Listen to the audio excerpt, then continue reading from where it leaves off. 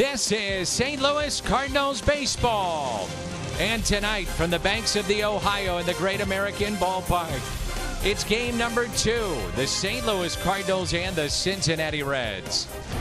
And welcome to the broadcast booth here at the Great American Ballpark. I'm Dan McLaughlin. That is the Cardinals Hall of Famer Jim Edmonds, and Scott Warman is with us as well. Really fun pitching matchup. You've got the veteran Adam Wainwright going for St. Louis. Luis Castillo has been dominant at times this year.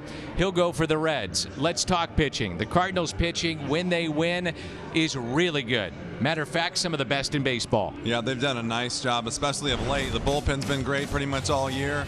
Starters up and down, but as of late, you can see the last 7 games. I mean, do we even have to tell you how good they've been? You can look right there for yourself and see the stats right on your TV. But all kidding aside, they have really been keeping the team in the game. 5-2 the last 7, and pitching very, very well. The Cardinals, tough test tonight against Castillo. They'll send the veteran Adam Wainwright to the mound. It's the Reds and Cardinals Friday Night Baseball coming up. Face a tough customer tonight. Luis Castillo, lowest ERA. The starters this season against the Cardinals, and look who's at the top. Castillo, high 90s fastball and one of the best changeups in the game. It was a tough night offensively. Hopefully that changes for St. Louis here in game number 2. It's the Reds and Cardinals. Friday Night Baseball next.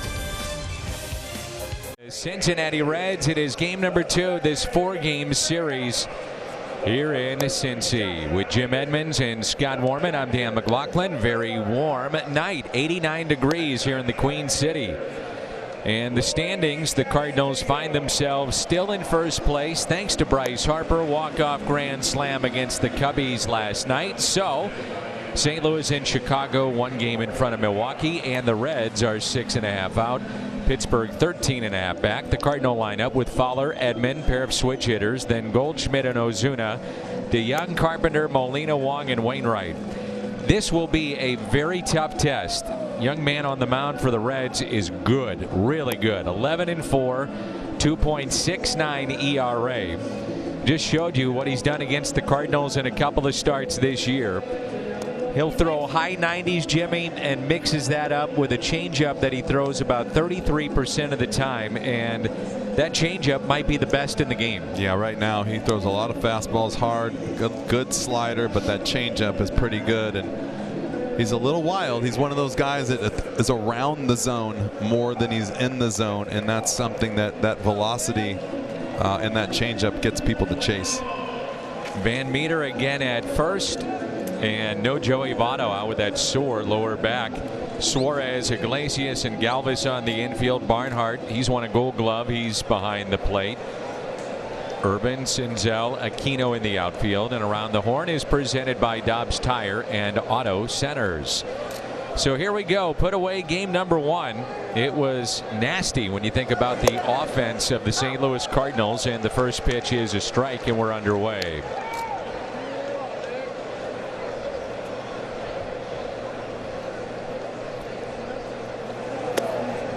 Reds once again with no lefty in their pen. Amir Garrett serving a suspension, so it's an all right-handed bullpen for game 2 here against St. Louis.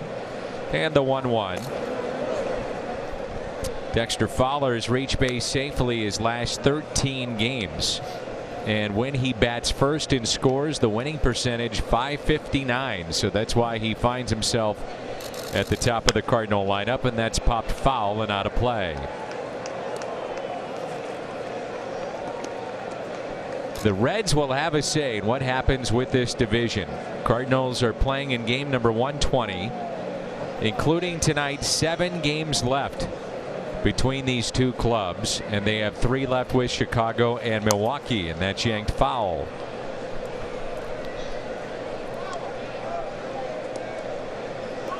David Bell, he's got some pretty good pitching now to deal with. Trevor Bauer, Sonny Gray, Luis Castillo. And that top 3 partner can match you up with just about anybody in the game. Pretty much. And these guys are pretty good. Hit left side, and there's one away. The big key for this offense today is going to be patient. We talked about the strike zone. He doesn't throw a lot of strikes, but throws the ball around the zone.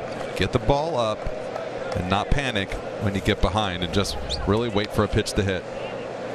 Here's Tommy Edman. He had that huge grand slam, remember, against these Reds. Leads the club already with 3 triples, which is tied for 3rd among rookies in the NL. And he's already swiped 7 stolen bases, and that is 6th among rookies. Fastball, that is strike. That's the thing also too, is kind of guy like this, even though he's really good and got a good changeup, he throws a lot of fastballs. You can take pitches when you're ahead in the count. You know you're going to get fastball changeup in the future. Something you're going to get at least 1 fastball to hit. If you take ball 1, it's okay to take until you get a strike. Be patient, make him throw a lot of strikes. You're going to get another fastball down the middle to hit. 1-2 the count on Tommy Edman. Well, you get a lot of pitches out of the zone, but you also get a lot of swings and misses when he's in the zone. Well, that's the 98, right? Sneaky. Throws really hard. Got a really good changeup, like you said. And that's what you got to do right there. I mean, even if that's a strike right there, that's a good take. I'd take that for strike 3 over swinging at a slider or changeup in the dirt any day. Work the count full, the 3-2. What's the key when a guy's got a good changeup and you're at the plate, Jimmy, and you know you're going to see one at some point? How do you hit him? Well, I would study and study and study until I found it in its glove if I was playing, and see if he tipped anything or changed anything or his arm angle was different. The only other thing you can do is look for a fastball early in the count and be ready to hit, because a guy like Pedro Martinez, a guy like this, there's other guys in the league. I remember Brad Lidge with his slider. You don't want to have to hit those pitches. You don't want to have to get into a situation where you're hitting the pitcher's best pitch. So, you know, you either got to have a game plan where you're going to go after the first fastball, or you're going to just make him work and take your chances. Good battle here. That pitch at 98. Remember with Kyle Hendricks, Edman was eaten alive by him with that changeup, and I know that he made an adjustment as the game went forward. Yeah, he really spread out and approached it more of a 2-strike at bat. And he said he saw the ball a lot better. And just, you know, it's just all about changing all the time, all about the experiences. Reaching for it and a base hit. And that is exactly the same at bat that he had against Castillo the last time. I was watching video today, and Tommy did the same thing. He battled and got a changeup, and he flipped it out of the outfield. And the one thing I do like about hitting against this guy is his changeup is 89 miles an hour. So 88, 89, it's hard. I mean, it's 10 miles an hour difference, but you can kind of take your step, your stride, and then if the ball's not on time, you can almost kind of regather yourself and then go after it. But if you start thinking off speed, there's no chance to catch up with the fastball. It was a 9-pitch at bat for Tommy Edman. And now it's Goldschmidt, and maybe the key at bat of the ball game last night. Scoreless, bases loaded. Goldschmidt took a called 3rd strike fastball, and Sonny Gray really had the Cardinals off balance all night long. So 1 out runner at first. Fastball, 98, in for a strike. You mentioned Pedro Martinez. That's who Castillo idolized and then had a chance to meet him. And Pedro said, young man, you have a chance to be special. And you're bigger, you're taller than I am, and your changeup is as good. That's what he told him. And there's the changeup there. And you know, when you think about Pedro Martinez, he was about 5'10", 5'11". Castillo is 6'2". Pedro, Hall of Famer, 3-time Cy Young Award winner, ERA title 5 different times. He had those long fingers, though. Remember how big his hands were, which helped in throwing that devastating changeup. Well, and he threw hard, and he had big guts, man. He threw inside. He had a good slider, good curveball, and he knew how to pitch. And there's you know, very rarely does a guy have good stuff and a good mind at the same time, and Pedro had all of that. Here's the 0-2. Lifted down the right field line as Aquino gives it a look, and it's out of play. Goldschmidt hitting .326 inside the Central Division with an on-base percentage of .400. The player of the month for July, and trying to pick it up again here in August.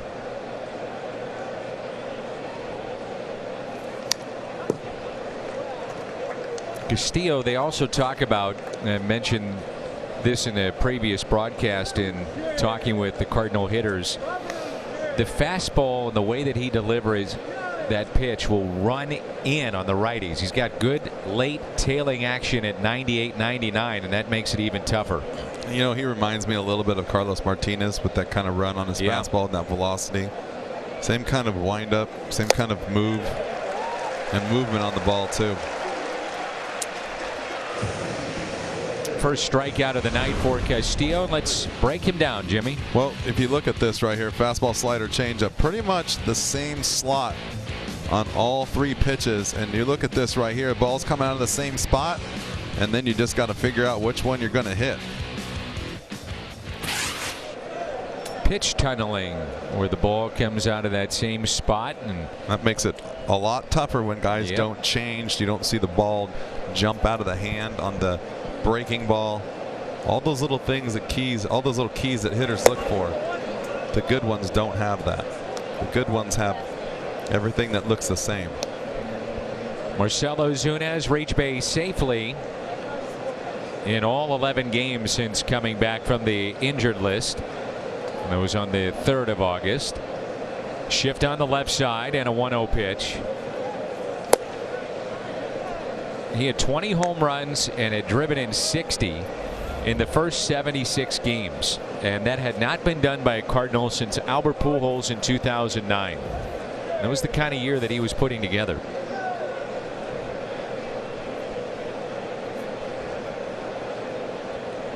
Short lead at first and a 2-0. Fastball outside. So a lot of pitches here in this first inning. It's exactly what you want to do. Not swing at balls. Yes. Make him throw the ball over the plate. Saw that with Sonny Gray last night. He strikes out 10, but he lasted 5 innings. That was it.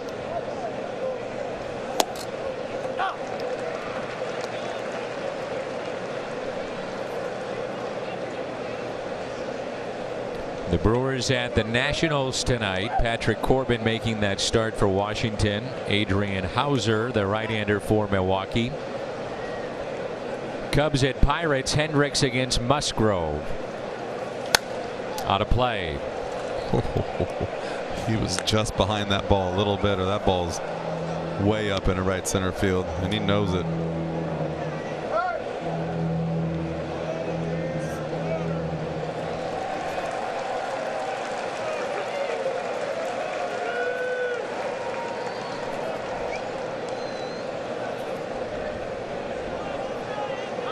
And time is called.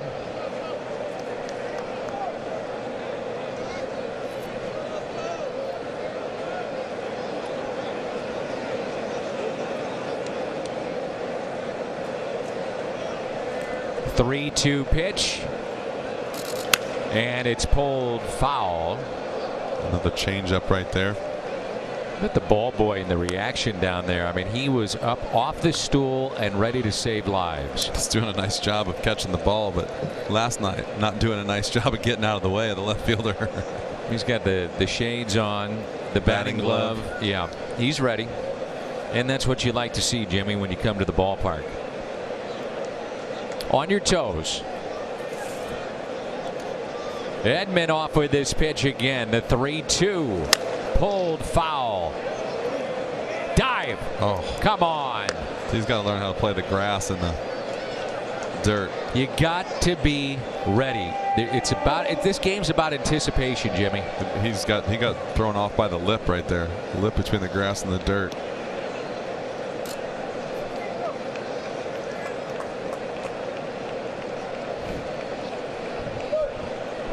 It's a thinking man's game, Jimmy. 3-2. Ozuna will win the battle. Edman was running. That's all the way to the wall. Tommy being waved in. No throw, and Ozuna makes it 1-0 Cardinals. Well, it took to the 9th inning last night to score for St. Louis, and they score here in the top of the first. Great at bat again.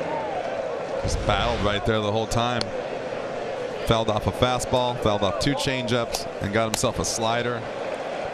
See the difference in way Ozuna was swinging in Kansas City when he was flying all over the place, and then in that at bat right there, he was really just comfortable and still and wasn't afraid. He fouled the fastball back off into the right field side. He fouled the changeup, pulled it, seeing every pitch pretty well, and then finally got a chance to hit a pitch for a strike, and he did.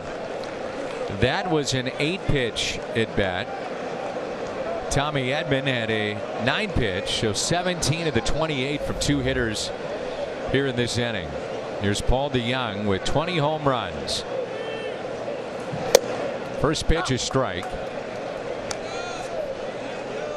He has tore up the Reds with 12 home runs in his career against Cincinnati, and that's the most he has hit against any opponent.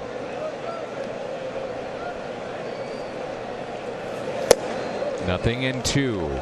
The other night, becoming the first Cardinals shortstop with multiple 20 home run campaigns.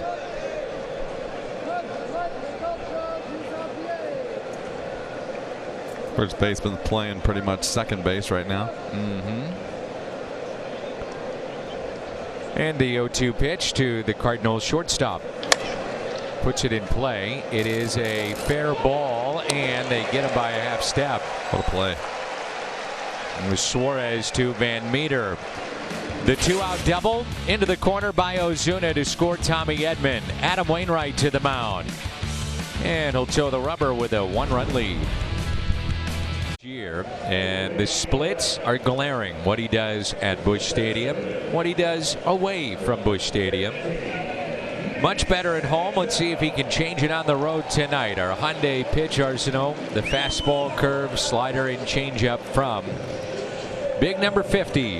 And a big 2-out double by Marcell Ozuna to score Tommy Edman, and it's 1-0. It is 1-0, and that was a nice at bat by Marcell Ozuna right there. And I'll tell you what, those are the kind of at bats you need. They got a big pitch count out of that inning and got a run.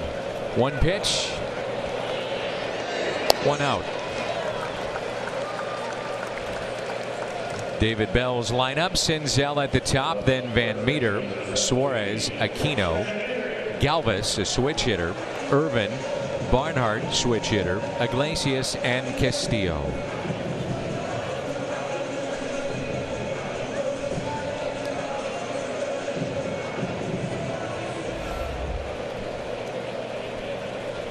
Josh Van Meter hitting .282. No Joey Votto for the 2nd consecutive game. Lower back issue, so Van Meter the start at first. Wainwright flips a breaking ball outside, and that's ball 1. Toyota key to the game. Well, I just have to say, Adam's stepping it up. Splits are bad on the road. He hasn't had great success against the Reds, so he's going to need to have a big start tonight. Get this team going again in the win column and playing for first place now. You got to minimize the damage as far as the losses, and only one at a time, and not have any kind of a losing streak. Van Meter has been a guy that's played all over the diamond for David Bell. He's been up and down. He was a International League All-Star this year. 23 starts. He's been in left. He can play second, third. His 2nd start at first base on the year tonight, and he's also been the DH. 2 balls and 2 strikes. He's also been up and down between AAA and the big leagues. So much, it's like a battle. Like, it's, you know, he's got to fight for playing time and get up here. You got to make the best of it. Ooh, doesn't get the call. The home plate umpire is Mike Machlinski. Rob Drake at first, Tim Timmons at second, Roberto Ortiz is down at third.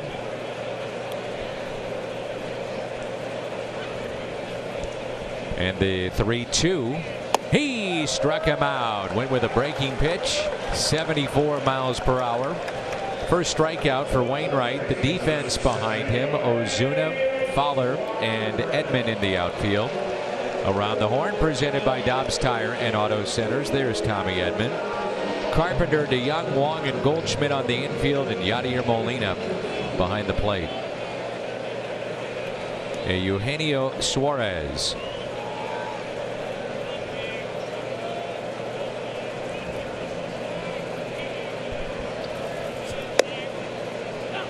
He's got 33 home runs to lead their club, and 11 of the 33 have come in the first inning. Strikes early, strikes often. 1 ball and 1 strike. Since the All-Star break, 13 home runs, and his slugging percentage .664. Both are second in the National League in that category. They picked him up in a trade in which it involved Alfredo Simon, who had 1 good year with the Reds, and they flipped him to Detroit. And Suarez was a shortstop, but the Tigers felt he was blocked by a guy named Jose Iglesias, who's now the shortstop for the Reds, and they're both on the left side of this infield. Fowler comes in to make the catch in a 1-2-3 inning for Adam Wainwright. Top of the second rolls in. Carpenter, Molina, and Wong. On television, you can stream games live on your mobile device. Download the Fox Sports Go app, log in, and stream the Cardinals. Beautiful night here in Cincinnati, as Carpenter just got a piece of it for strike 1. And we got a break so far in the weather, haven't we? It's been nice. Wind's blowing a little bit. Humidity's down. That's two series in a row with really low humidity. You gotta love it. Kansas City, you're thinking, well, it's going to be steamy in August. So and it wasn't too bad. Castillo struck out Goldschmidt back in the first, the only strikeout he recorded in that first inning, and the 0-2. They wanted to elevate that pitch, got it there, and it's 1-2.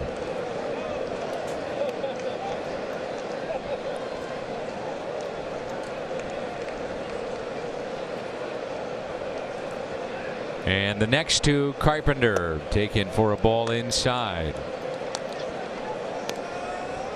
Congratulations to our buddy Marty Brenneman. He's going to officially retire as the voice of the Reds after this season, and he'll be their first broadcaster to be inducted into the Reds Hall of Fame. That announcement was made today. They said that September will be the month of Marty here in Cincinnati. It's Marty month. That's why he's wearing that shirt. Kind of goes like Mardi Gras-ish. It's a party shirt. Soft liner and caught. 1 away. Reminder that Cardinals baseball is brought to you by Budweiser. Wherever legendary MLB moments happen, Budweiser will be there. By Chevrolet, the #1 selling brand in the St. Louis area. Find yours at your Mid-America Chevy dealer. And try Jack's $4.99 barbecue bacon double cheeseburger combo, only at participating Jack in the Box restaurants.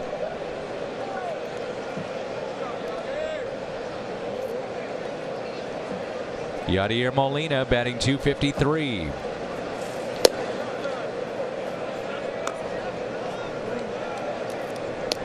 Four home runs. He's driven in 37 this year.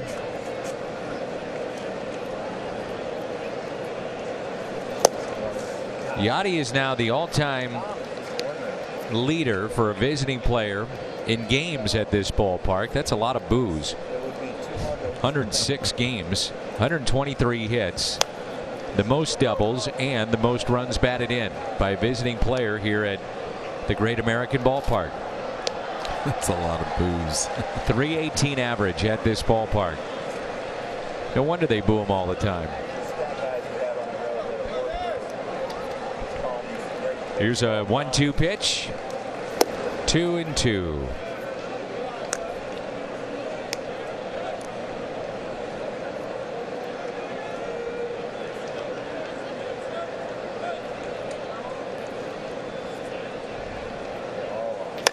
Puts it in play. Back to Castillo. And there's 2 away.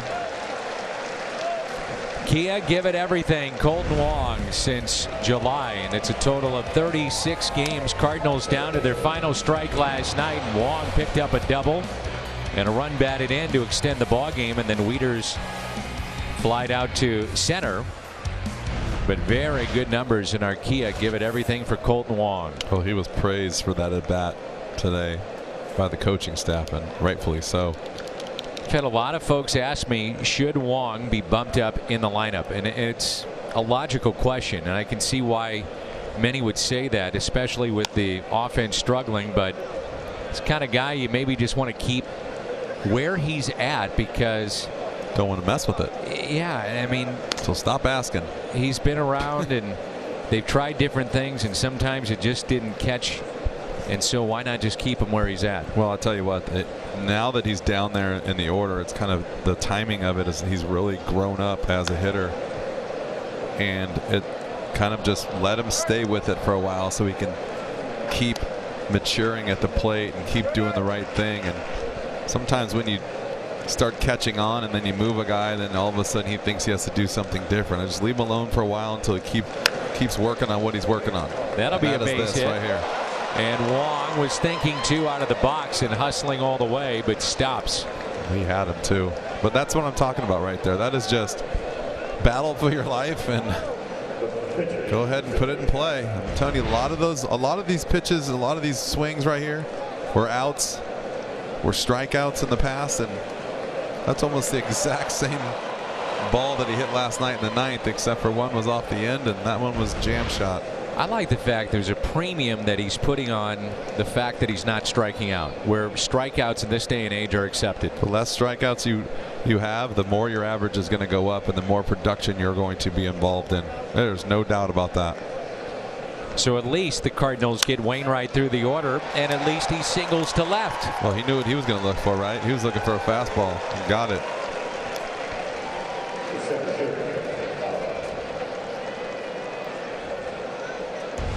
Runners at first and second for Dexter Fowler.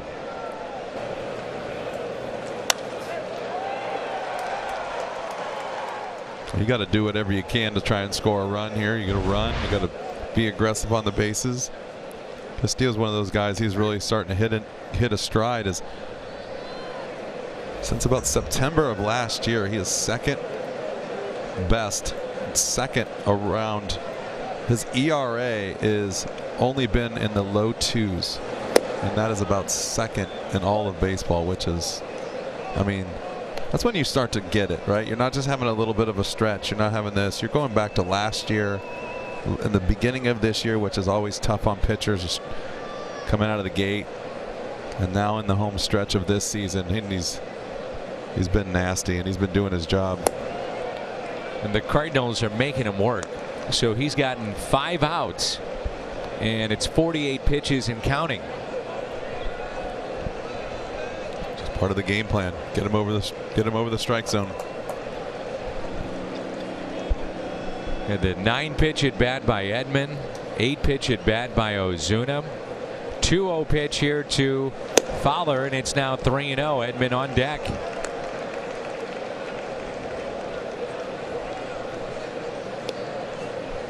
And I got to believe if you're a veteran like Dexter is right here, you got Tommy on deck. If you get a pitch to handle, I'm trying to smash it, especially in this ballpark with that short right field. He's been swinging recently on 3-0. And he does here. Out to right. Nice call, partner. 3-run bomb. 3-run bomb. Dexter Fowler let it rip on 3-0, and he did.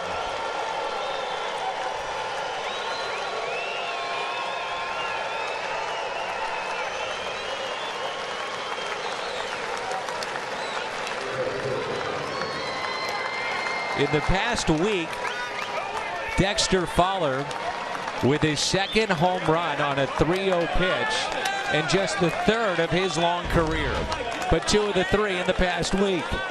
Well, when you're hitting 3-0, 2-0, you better be ready. And Dexter's that guy who, even if it's out over the plate, can get his top hand out there. He's pretty much a pull hitter. He got a pitch he could hit, and he hit it. Perfect situation.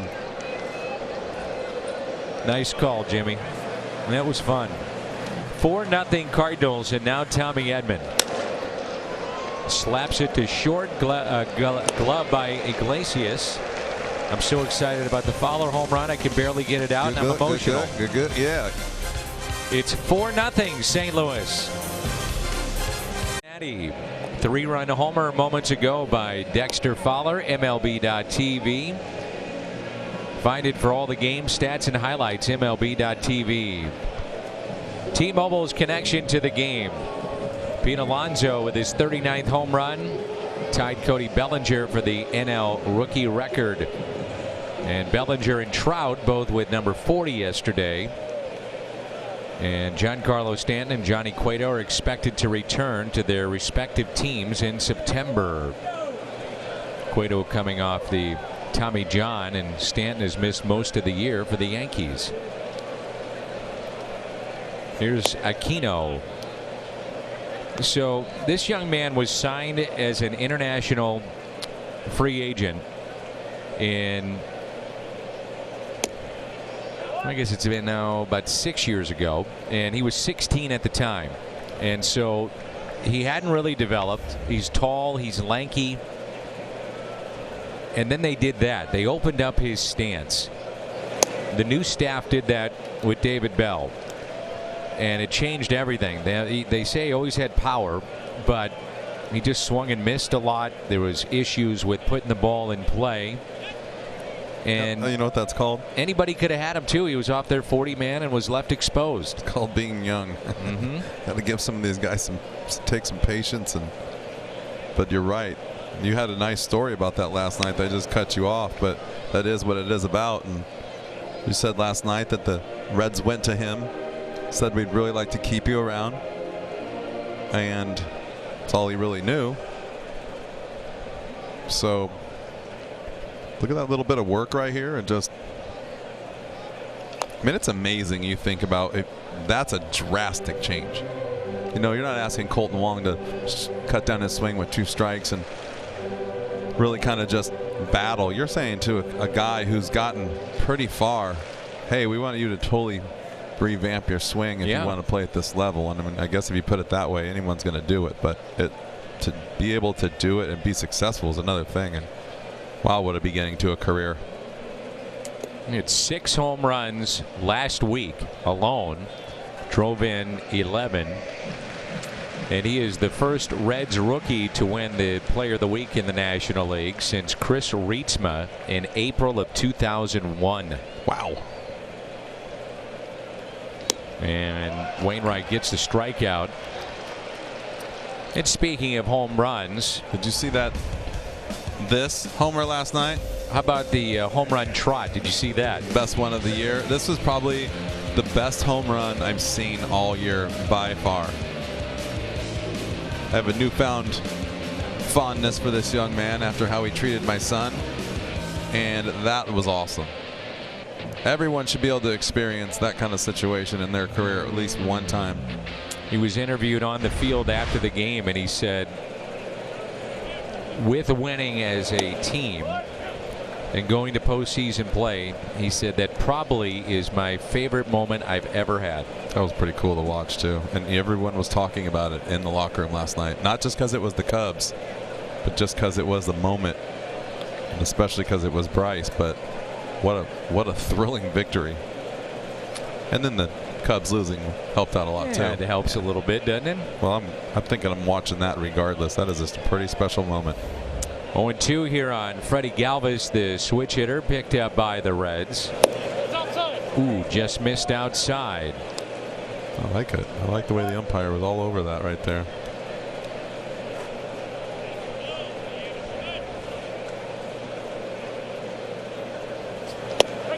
And a strikeout of Galvis. That is nasty. Waino has struck out 3 of the 5 that he's seen. Kubota power stats: fewest home runs per 9 allowed this season. Cardinals starters, look at that: Waino, Michaelis, Hudson, Flaherty. The average is 1.42, which is the highest, by the way, in Major League history. Home runs aplenty this year, but Cardinals have done a pretty good job in that regard. Phillip Ervin.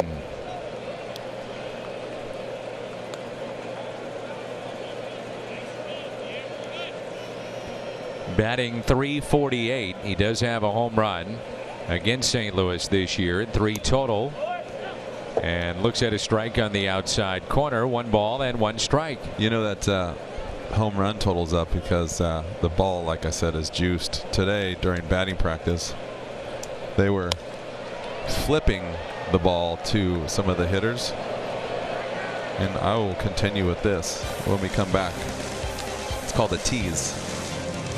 Boy, Jimmy, you are on. Ballpark. Mike Shildt and the Cardinals are up early against the Reds. And to give you a couple of injury updates for the Cardinals and concerning their outfielders, Jose Martinez as well as Tyler O'Neill, their progression has gone a little bit slower than what they had anticipated. Mike Shildt telling us today they will be reevaluated coming up early next week. And Dan, it looks like Tyler O'Neill doing a little bit of light work right now, but not ready for a rehab just as yet. Mike said, though, that Jose Martinez could potentially go on a rehab assignment once he's ready to go. But again, the progress for those two guys coming back in the lineup and on the roster just a little bit slower than what they had anticipated, Dan. Okay, Scotty, thanks. And well, I'll comment on that in just a moment, because I know Jimmy had me on the edge of my seat as Goldschmidt grounds softly to Galvis with your tease. My quick little story was about Goldie, actually, and today they were just flipping the ball underhanded from about 20-30 feet,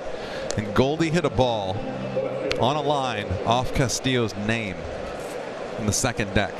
From just a flip, an underhanded toss, almost like over the line. And I've never seen guys hit home runs but maybe 1 or 2 off a flip. Yeah. Carpenter went way deep in right field a few times, and Goldie hit one, a line drive off that sign. And I was like, if that doesn't tell you the balls are getting harder, I don't know what's going to tell you that.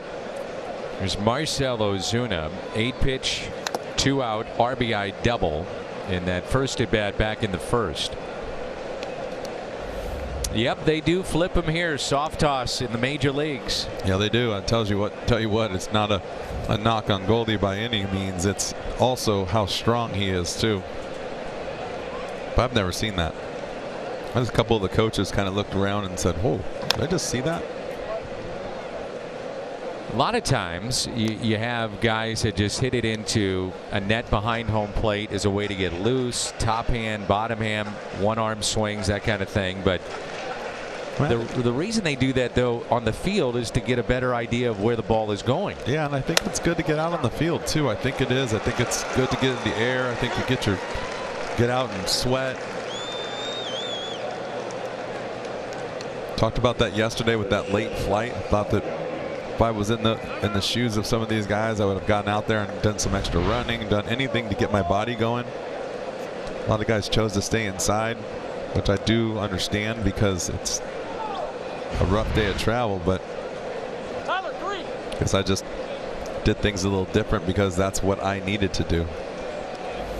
Ozuna now 2 for 2. Scott Warman was talking about guys trying to get back. Here's where it gets a little complicated. It is August 16th, and for fans that don't know, if your team in the minor leagues is not going to postseason play, you're out of games. The minor league season ends basically by Labor Day. So, you got to try to get these guys live work, and it needs to happen now. It's not like April and May where all of a sudden you've got limitless games at the ready. The season's over in the minor leagues. Yeah, you got a couple of weeks, and if you haven't got your rehab in, it's going to be tough for you to get back to the big leagues and get any kind of playing time. Paul DeYoung grounded out to third. Really good play on a slow roller by Suarez charging in.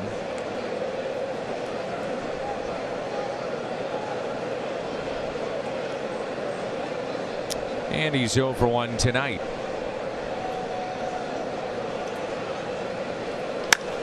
And that's lifted in the air out to center, spun around, Senzel, goodbye! It's another home run. This one to center, a line shot off the bat of DeYoung. And the Cardinals add to their lead.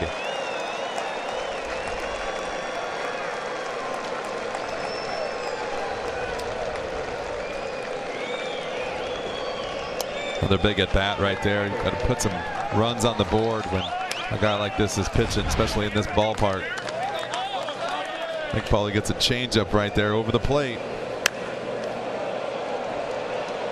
He jumped on it. Didn't see this coming after the last 2 nights. Kansas City no-hitter into the 7th against the Cardinals. Last night they had 1 hit going into the 9th inning. And then you're facing Castillo, and it's a 6-0 lead. I love it. You don't ever see Paul make any kind of facial expressions Ever. And the last couple of times he's hit some home runs, he's come in smiling. And you know what that means for me, as I've been watching him. That's all the hard work he's been putting in out there starting to pay off again. This is just the 3rd time that Castillo has allowed 6 runs. Well, that was a line drive that just turned into a home run. Yeah, it was interesting. You could see on one of the replays that you could see the backspin of the ball as soon as it jumped off the bat. Now let's talk a little bit about that.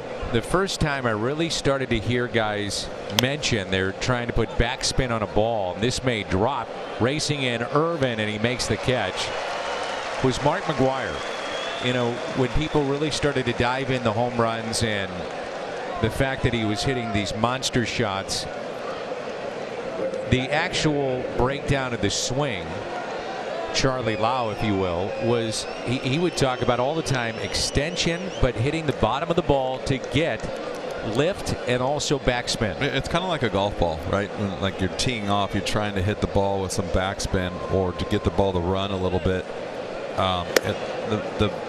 Basically the ball spinning in the air with backspin keeps it in the air longer.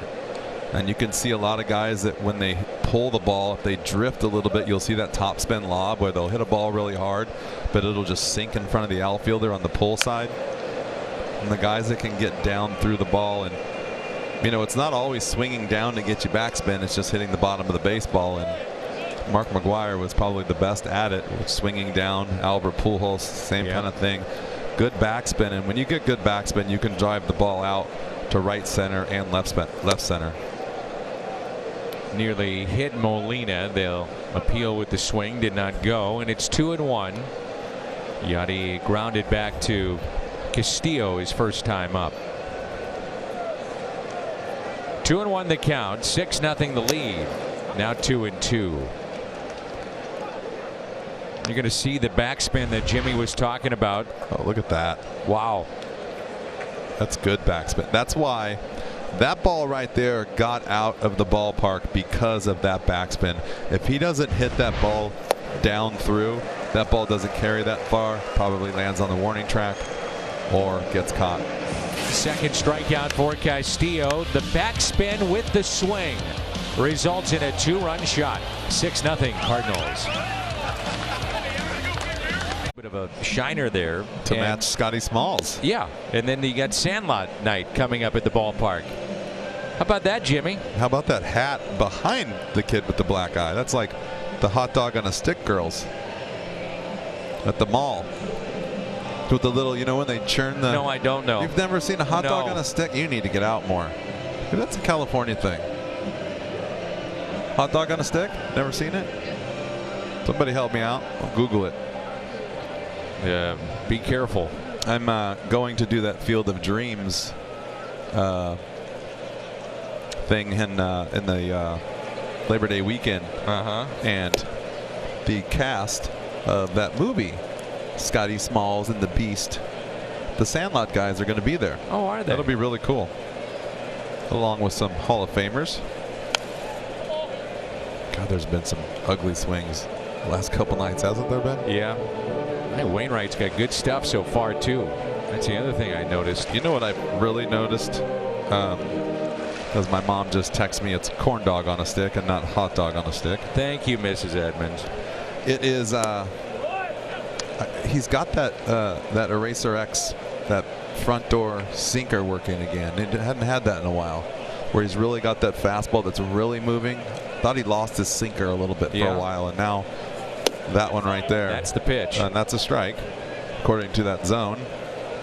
And he wanted it, but he's gotten that pitch back, and that's really gotten him some big strikeouts in the last couple outings. I remember a conversation that just missed that you had with Wainwright, and you told him in spring training you need to go back to that pitch, you know, that exact sink to a lefty where they give up on it. And we talked about that, and we talked about the four-seamer, which he never threw before, because that's the cutter.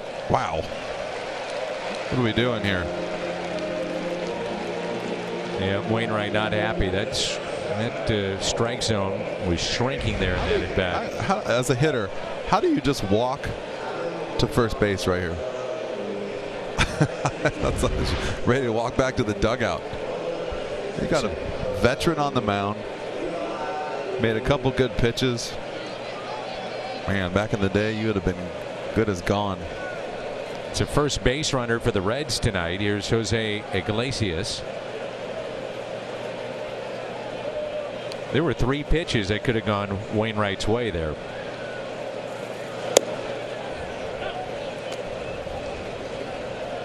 I've always looked at the box too. You know, they're humans. I mean, these guys are really good at what they do, the umpires. But if you're close to it, not saying you have to be inside of it. As Edman is racing over and he can't make the play in foul territory. Tough play right there, even for Tommy, as athletic as he is, running that way, getting onto that grass and then getting close to the wall. And you can see, we can show this again right at the very end, when he goes to catch it. I think he takes his eye off it for a second. Watch where his glove changes right there. Yeah, see how he started to reach up and then all of a sudden his hand was down. I think he almost overran it a little bit, and the ball wasn't where he thought it was going to be. Well, now it's 0-2 and the pitcher on deck. See if he can't get the ground ball and a double play here. Gets a ground ball and it's a base hit. You could make a case that Wainwright should have 2 outs and nobody on. Well, basically strike 3 to Barnhart, and that ball probably should have been caught. And I'm sure if you asked Tommy, he would say 10 out of 10 times he'd catch that ball. My point though about the box that we show you, I mean, if you're on the line or close to it, if we're trying to speed up games and improve the pace of play, those have got to be strikes. Well, we say it all the time. We can understand if you call a ball off the plate a strike, but there's no way you should call a ball inside the strike zone a ball. Yeah. So Castillo will be asked to bunt more than likely in this spot. And a pickoff and back in safely, Barnhart. And Castillo's not a very good bunter either, so we've got to see if they can put a play on, maybe get a pick, get started. He's only got 5 sack bunts and 14 attempts. Doesn't seem to be one of those guys who's real comfortable at the plate. Sonny Gray on the other side, terrific. He had his 12th. As good as it gets, by the way, in the league. Yep. I think it was 12 for 13 now last night.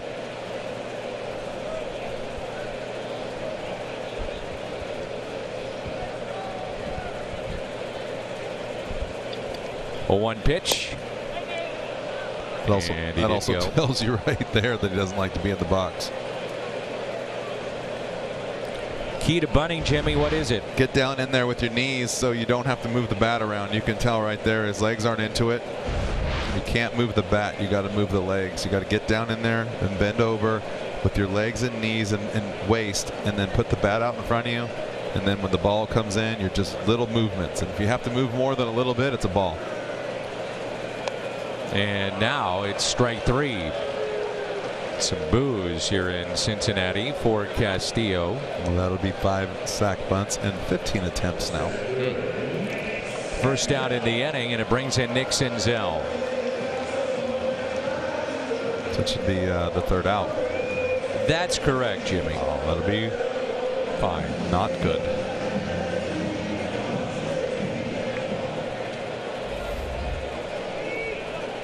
Nick Senzel, since the beginning of August, hitting 170. He homered in his first, well, 3 of the first 4 at bats he ever had in the big leagues. Former number 2 overall pick.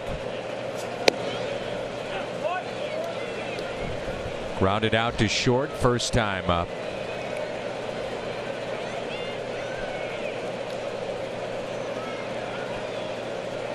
Yeah, his last couple weeks he's really struggled. His on-base percentages dropped way off. Average only around 220 in the last 10 or so games. You know, you sometimes go up and down. Yeah, you see that with young players, especially. It seems like mid to late August they hit a little bit of a rut, a wall, and they're not used to playing in September. And then September's kind of a crapshoot. You're not sure what you're going to get. Well, you're also competing against the best in the world, and yep. The difference between the minor leagues and the big leagues is, you know, every now and then when you get 2-0 in the minor leagues, you're getting a heater down the middle to hit. Here, not so much. And you're seeing guys like Sonny Gray pitch backwards like he did last night. He was really good last night too. Really was.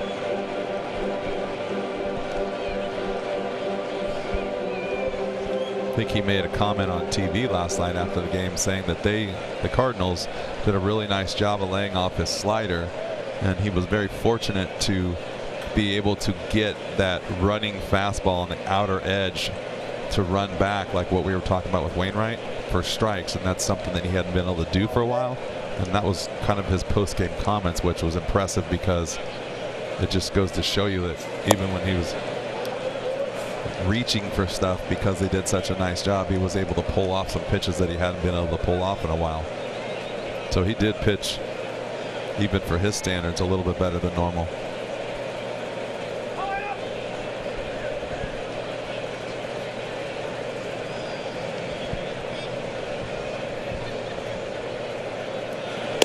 And he got him. Called third strike, and that's 5 tonight for Wainwright.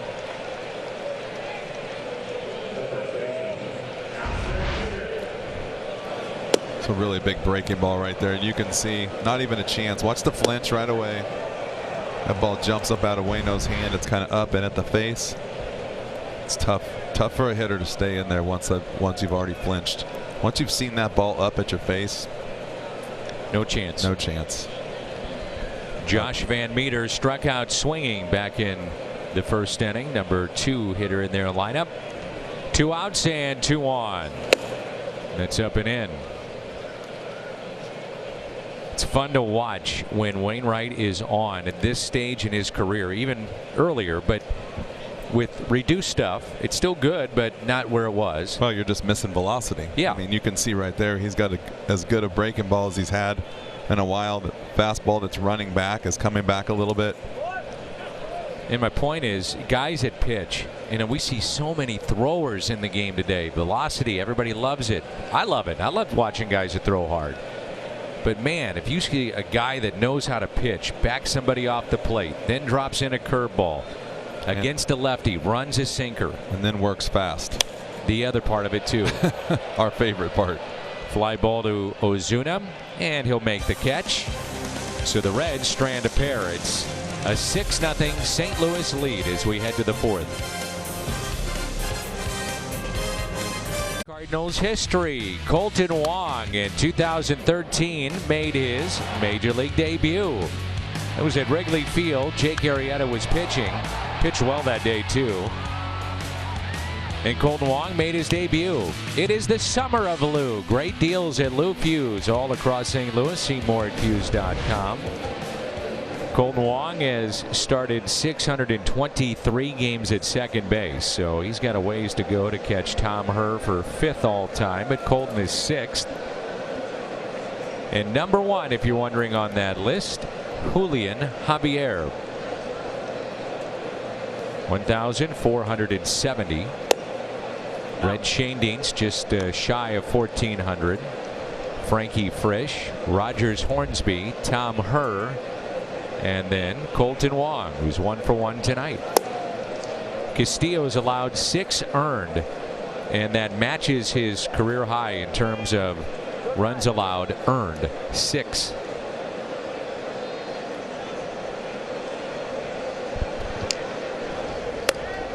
Pretty amazing how the Reds got Luis Castillo. He was signed by the Giants, international free agent, December of 2011. That is taken low, and they ring him up. In December of 2014, Castillo was traded by the Giants to the Marlins in a deal that sent Casey McGee to San Francisco. Then in July of 2016, and this is where it gets fun, Castillo was traded by Miami to San Diego in exchange for Andrew Cashner, Teheran Guerrero, and Colin Ray. But there turned out to be an issue in Ray's medical, so Castillo was returned to the Marlins 3 days later. Ray went back to San Diego. And I guess the Marlins really wanted to get rid of this guy because they then traded him to Cincinnati for Dan Straley. So I'd say it's a pretty good deal for the Reds. Pretty good. He was also, I mean, why would they want to trade this guy? The Marlins at one point named him their minor league pitcher of the year. So, you know, he had been good in their minor league system. Probably, obviously not to this level, but you don't name a guy the minor league pitcher of the year unless he's pretty darn good and you've got high hopes for him. Castillo, an all-star this year, had a 1-2-3 fourth inning in the all-star game. Couple of strikeouts. He had 7 swing and misses.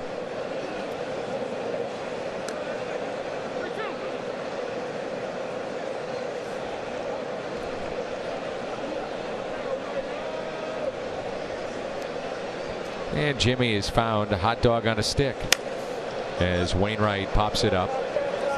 Foul territory. Barnhart with the catch. And now a quick word from Great Southern Bank. Oh, this is my favorite part. Oh, really? Because mine. No, I moved some money. Great Southern app. I was talking with some that follow the Reds, Jimmy, and we were mentioning the road traveled here by Castillo. You know, he's one of many that the Marlins have given up. Have you noticed that? I mean, there are a lot of guys, that, not the big names. I'm talking about guys that you didn't know about that were traded for Dan Straley or, you know, the lesser knowns. Yeah. You know, it's funny that a lot of people that don't know the game and understand that, like, even I always bring it up with my son because it's just so fresh because he's always talking baseball. He always asks me, Dad, wouldn't that guy play for the Marlins? Why the Marlins lose all those guys? Wasn't he with the Marlins? Wasn't he with the Marlins? And I'm like, yeah, they could have had a pretty good team by now. That's a couple times over. Yeah. Young guys, too. So cost-controlled players. And Fowler lifts a fly ball into right center. Senzel backs up to make the catch. Dexter with a 3-run homer back in the second inning. Cardinals go in order here in the 4th. Visit with the Cardinal first baseman Paul Goldschmidt. And Scotty, on our pregame show, what did you learn? Well, learned a little bit about his defense. You think about Danny last night, he made some nice plays over at first base. He's done that pretty much throughout the entire season. In fact, you look at some numbers, defensive runs saved, second among the National League first basemen this year. Paul DeYoung asked him after the game about the defense of Paul Goldschmidt in his first year with the Cardinals. He said that Paul Goldschmidt over at first base is an understated first baseman, and Paul Goldschmidt told me today, Danny, that he's always throughout his entire career taken a lot of pride playing over at first base in the defense. And you know, you think about it, Danny, we talk about gold gloves for Colt Wong over on that right side of the infield. I think, you know, Paul Goldschmidt maybe deserves some consideration as well. He's done it before, and it's one of the reasons why things have been so cleaned up defensively for the Cardinals. Undoubtedly, when you think about, for instance, the throw by Carpenter last night on his very fine play, picked by Goldschmidt, there's a comfort level in throwing to him that he's going to make the play, he's going to make the catch, he's going to make the pick, and he's a big target, and all those things factor in. Well, you know what? He's also a presence in the locker room, and he's also has strong opinions about how to play the game the right way. how to base run, how to do things right, how to move guys over. And he speaks up, and I think that is so important for a guy like him to come over here that's been around, that's had success. That's the most important part. He's had success, and he's also played other places, so he's got a different point of view that works. And he did a great job in spring training on teaching base running. Did a great job in spring training about talking about the other guys at first base. We talked about how there's really no one to teach first base. Everyone else has a place to go, but the first baseman's got to learn on his own. So he's just been a really big addition, not just on the field, but off the field too. Have you been paying attention to any of the walk-up music? Suarez fly to right. This is Aquino. Tonight? Yeah. Yes and no. Okay. If I was to ask you, Aristides Aquino's walk-up music to the plate, which, by the way, is chosen by the individual, what kind of music or artist would you pick? I didn't hear his, but the last. There's no way you're going to get this unless you've been told. Oh no, I didn't hear his, but in the last couple moments, I did hear Rick Ankiel's walk-up song at some point, which was back in the day, which was a little. I don't know what you would call it, like a little clubby or a little. I don't know. I know Rick can hear me right now. I wish he could just chime in. Well, he'll probably text you his walk-up. But wouldn't tell me what he played. Any guesses? I don't know. I mean, geez. Thinking. Is it recent? No. Frank Sinatra. I don't know. All right. Who else? It is Frank Sinatra. And you got help from the truck, and I don't like that. You know what else? I cannot wait to see the moon tonight. I don't like the fact that the truck gave it to you. Now, Aquino wants Frank Sinatra, so all his teammates went up to him and said, hey, man, you can choose your own walk-up music. And he said, oh, I know. And he doesn't speak great English, by the way. He understands it, but doesn't speak it well. And he said, I love Frank Sinatra. Well, Danny, I mean, a lot of guys do. I think that was Todd Frazier's walk-up song that he played here too. That's 6 strikeouts for Adam Wainwright. And so then he went and grabbed his phone and said, here, I can prove it to you. He had everything downloaded from Frank Sinatra, and that's what he likes to listen to.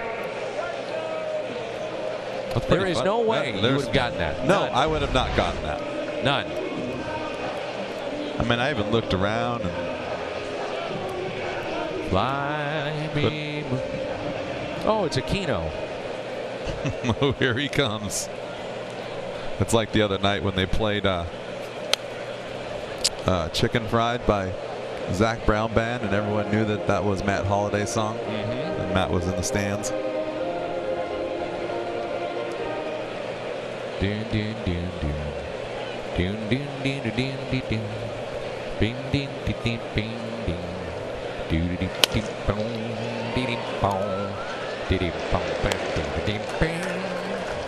That's the end of the inning. I don't know what you're doing right there, but take it away. It was Chicken Fried, bro. Come on. Gotcha.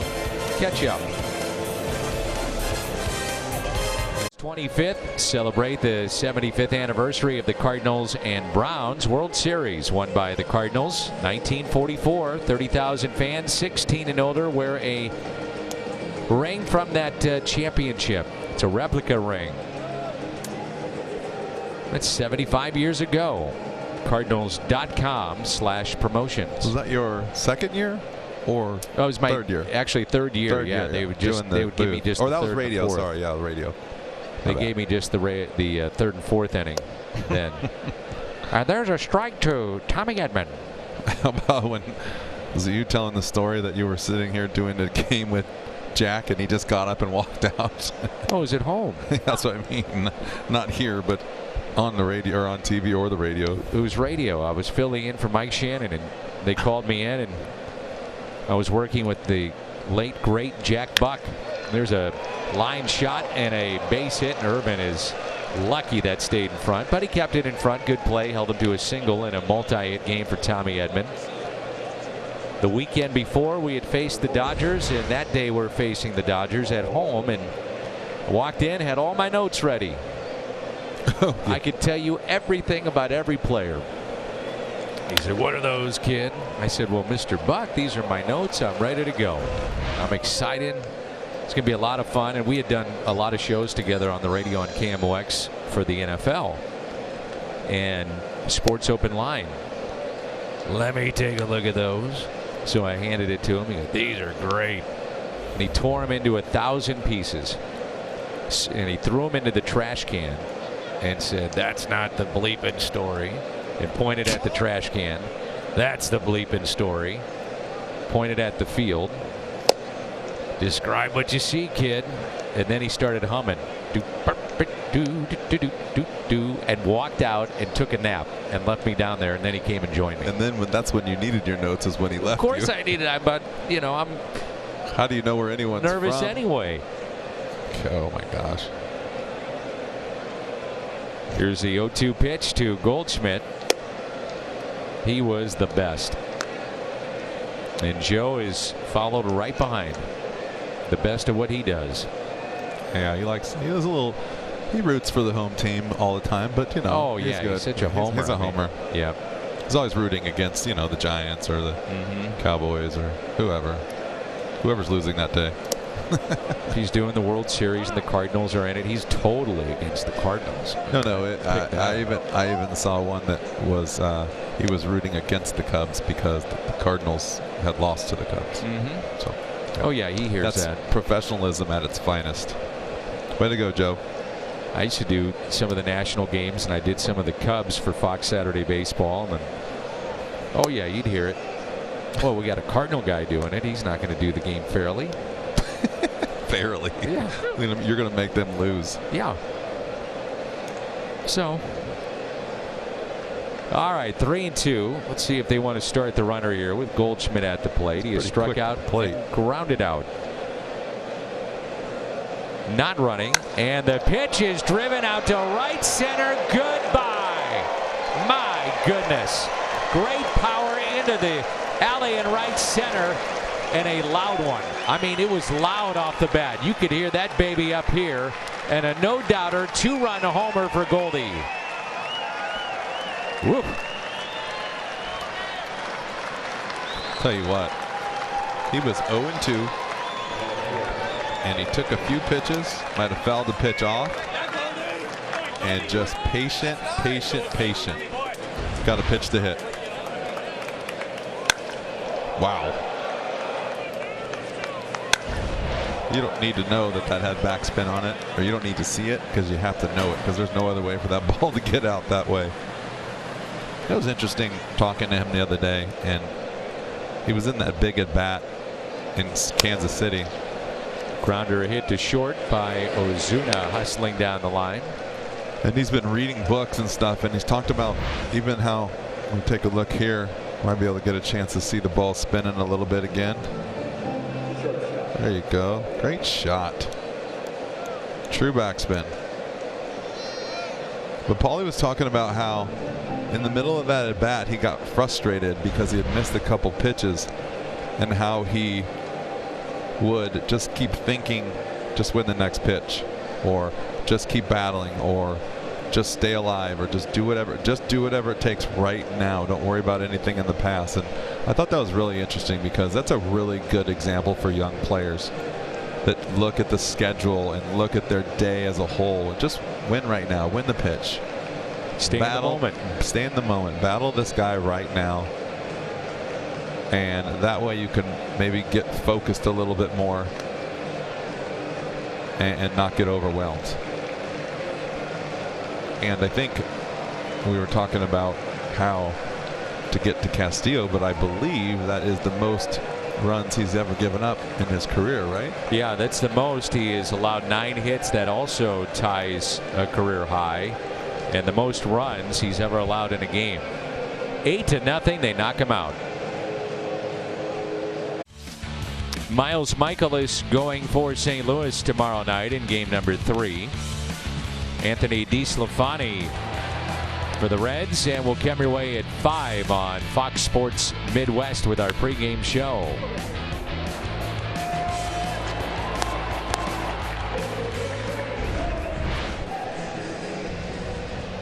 So they knock out Castillo. 4 1/3, 8 runs, 9 hits, 3 strikeouts, no walks, and he allowed 3 home runs.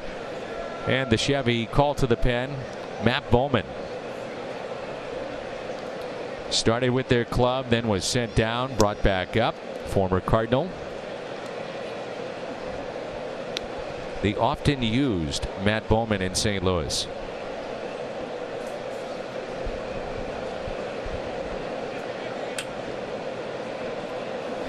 First time I saw him throw batting practice in spring training, I thought to myself, man, this kid's got a chance. Exceptional sinker, pretty decent slider, but straight out of his hand, the ball is just diving downward. And that's when he's right what he gets. Get a lot of those ground balls, and the Young is 1 for 3 with a 2-run homer. And the batter will be Carpenter.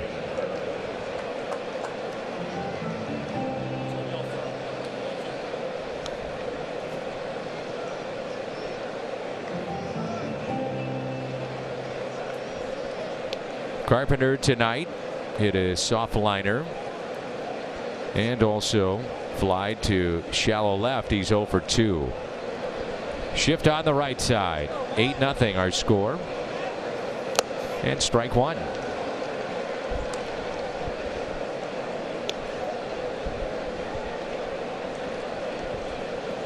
What was your walk-up song?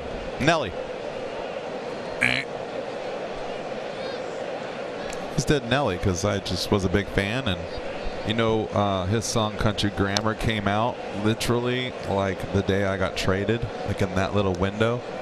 And I remember first week of the season, everywhere I went, that was blasting out of the everyone's cars.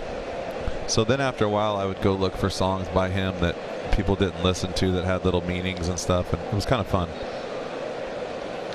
And a strikeout of Carpenter, so Bowman gets the final 2 outs here in the 5th, and Goldschmidt a 2-run homer to right center.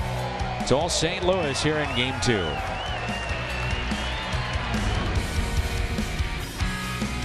As we move to the bottom of 5, Wainwright is allowed 1 base hit, and that came after a drop ball in foul territory by Tommy Edman.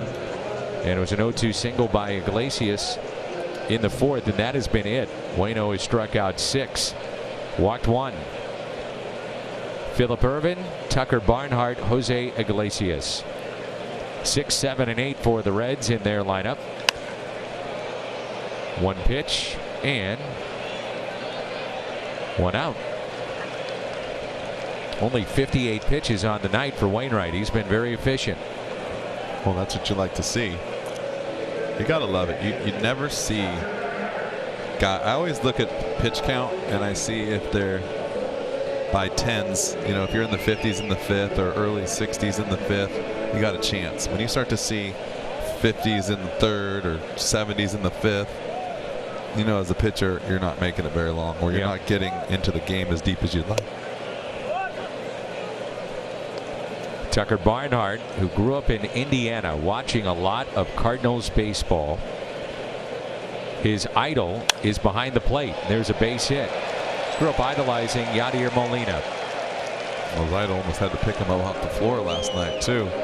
A scary incident. Yadi actually shows you how much Yadi cares. Pulled him aside about 2 or 3 years ago and said, Tucker, you're going to win the Gold Glove. You're going to take it from me. You're that good.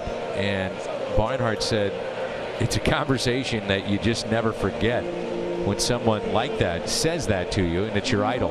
Well, it's quite a compliment too, and that's, I'm just telling you, like, from experience, that's the kind of guy Yadi is. He's willing to help anyone and praise anyone, even at his own expense. Here's Iglesias. I asked Ricky Horton one time about his walk-up song, and I figured it'd be some kind of combination between Barbra Streisand and Bette Midler.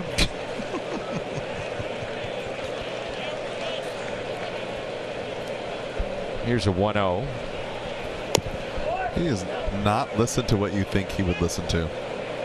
especially with that purple shirt. That's not really team color right there.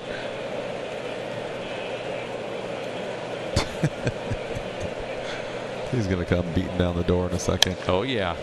Could be two. A flip, and a tag, and a double play. 4-6-3. 4-6-3 on the double play, and we're through 5. Nicely done here by Colton Wong. DeYoung, Goldie. 8-0. Our score here in the top of the 6th. Boy, it's been a struggle for Joe Madden and the Cubs away from Wrigley. They come in 23-38 at the start of play tonight. It's okay with me. 15 below 500 away from the friendly confines. Bowman got the final 2 outs last inning and starts Molina off with a strike.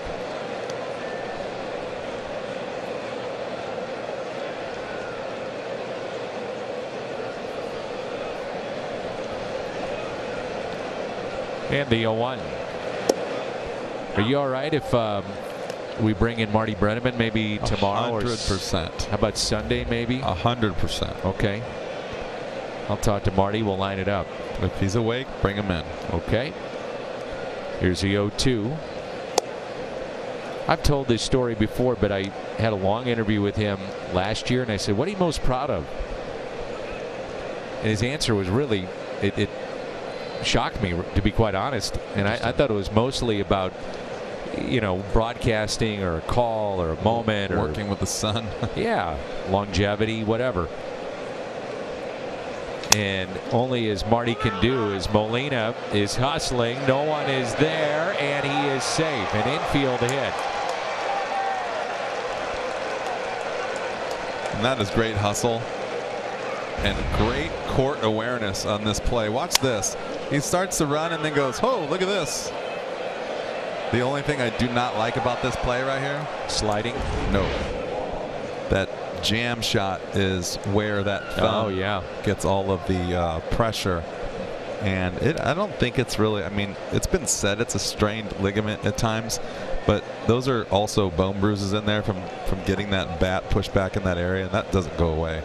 And that's just irritating it all the time. That's when I watch him hit, I watch it that way instead of you want to keep him healthy.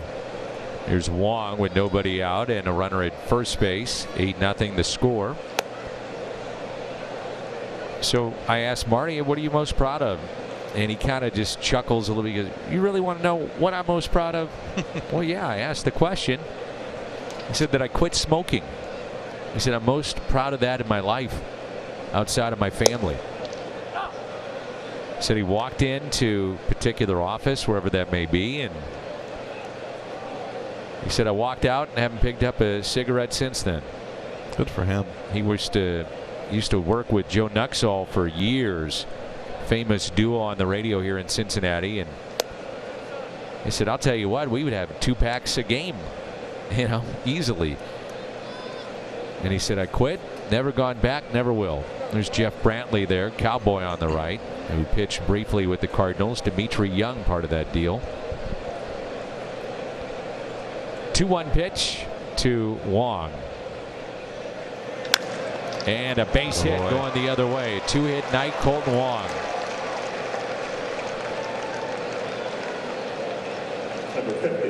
Love watching him do that, go the other way.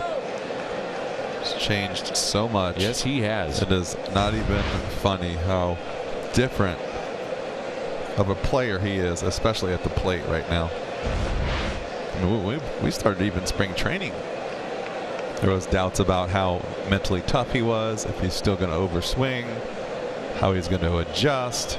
Well, I'll tell you what, it's pretty much shown a lot of the critics that he's ready to go.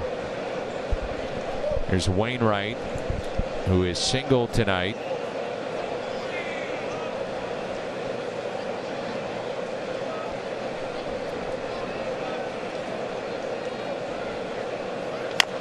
That's tapped foul. Bowman had a nasty injury with his hand, and it was a type of injury that affected the blood circulation to his fingers and his hand. So you can imagine it's tough enough to pitch at this level. But then if you can't feel the baseball and get a grip of it, feel the seams, very tough to pitch. And he had surgery 2018, September of that year. As Wainwright hits a fly ball into shallow right, and the catch made by Aquino. There are some that have had it. It's not a common injury, and it's not common in sports for pitchers for sure. But they couldn't figure out why he was having that numbness in the fingertips, and eventually had the surgery to alleviate that issue and more circulation to the hand, and he's back in the big leagues. And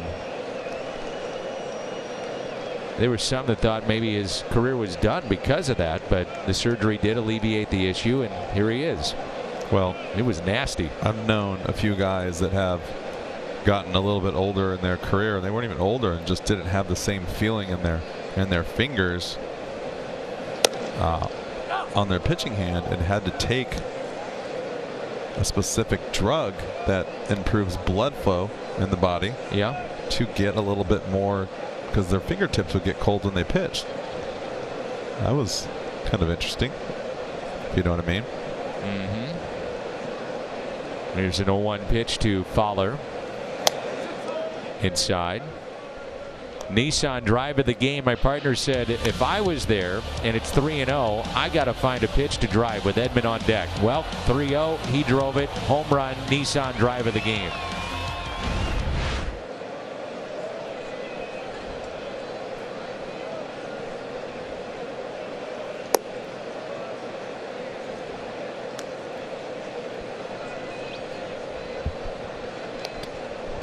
I think that ball that Fowler hit off the railing. It was going to go through the tunnel, and then it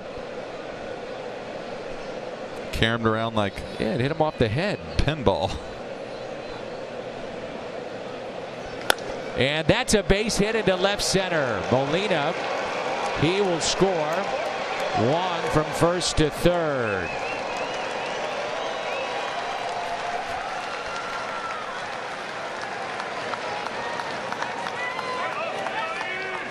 Dexter Fowler has driven in 4 tonight, and he's now up to 44 runs batted in on the year.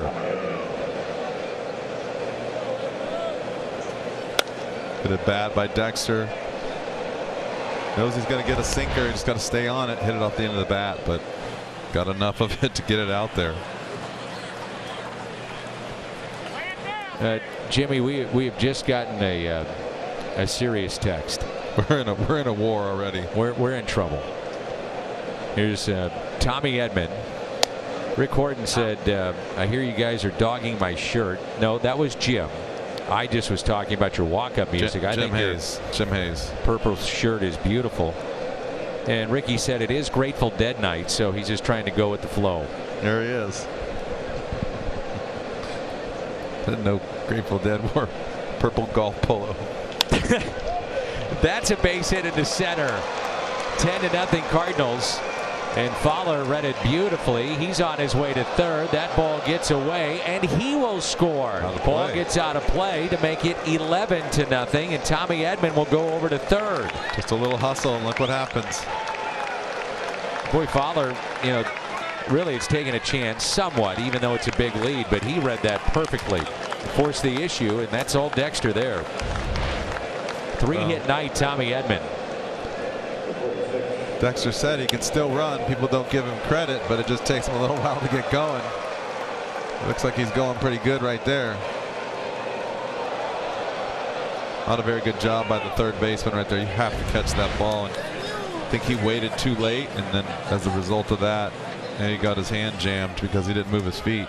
That's a shame that he got hurt, but he just waited too long to go after that ball.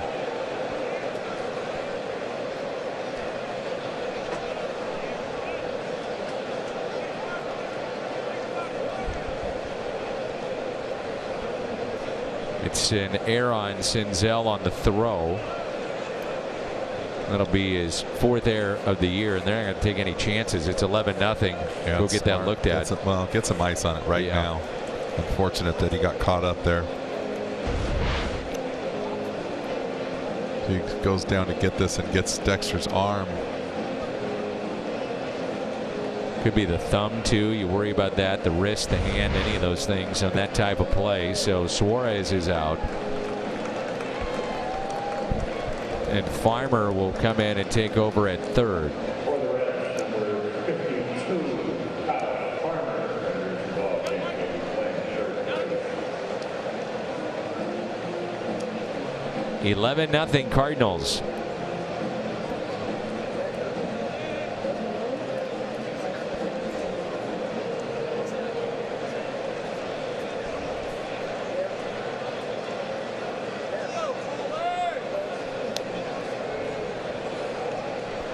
The batter will be Goldschmidt with the infield drawn in and one down. This all started with an infield hit from Yadier Molina. This might be a time in which both benches get emptied out in this ballgame.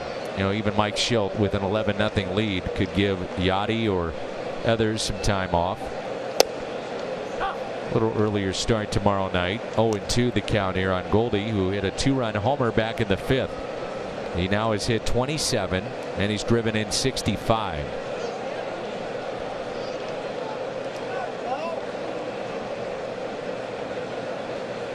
Here's the 0-2 pitch.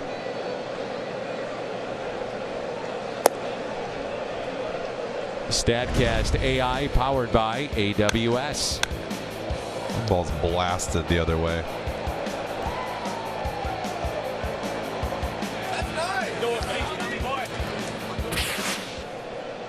Here's a 1-2.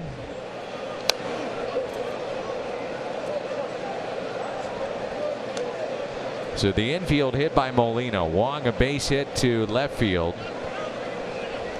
Wainwright fly to right. Fowler single to left center. RBI, and then single by Edman to drive in a run, and then Fowler would score in the air. And that's a base hit to make it 12-0. Goldschmidt is driven in 3. Edman scores his 3rd run of the night.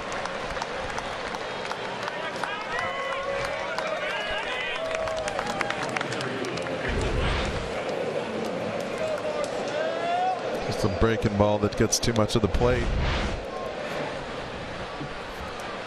Seems to be a theme. Every time the ball gets hit hard, goes through the infield, it's usually something that gets too much of the plate. That is the way you got to think about hitting. You've got to try and get the ball over the middle of the plate the best you can. I would assume a lot of people, me included, didn't see this coming with Castillo on the mound for the Reds and the way the Cardinals offense had been going. Well, they knocked him out 4 1/3. 9 hits, 8 runs, and now they're knocking around Bowman, and it's a 12-0 lead. Here's the 0-1 to Ozuna. Might have a call on Ozuna here. Are you calling it or what? Yeah, I think so. Thinking if he gets a pitch to hit. So. Either yes or no. Oh yeah, I'm saying if he gets a pitch to hit, I think he's going to hit it beyond the field. Well, you called the Fowler home run, and so now it's a 2-1 count, hitters count here. And you're saying home run. I'm hoping that he leaves a pitch over the plate because I would like to see him hit a home run. He needs one. He's had a good night so far. Well, and he'll take that. That's a 3-hit night for Marcell Ozuna. You know what I like there mostly, though, that he's still staying in control. You know, the other day when he was pulling off everything and swinging all those sliders, complete opposite tonight. And for that, he's got a few base hits. He's looked a lot better, and even if you can, even a jam shot single is much better than swinging on a slider in the dirt any day. What do you got on DeYoung? A pretty good player. Okay. I like him. Any predictions here? Smiles after he hits homers. Not often, but he did tonight. What do you got, Jimmy? Let me see what we got after this first pitch. Okay. I'll let you do that. So 1 out and 2 on. Runners at first and second. Ooh, that was it right there. Bowman may have to wear it tonight. There's nobody getting loose in the pen for the Reds. 1 in the first, 3 in the second, 2 in the third, 2 in the fifth, and 4 more this inning. 12-0. Nothing at 2.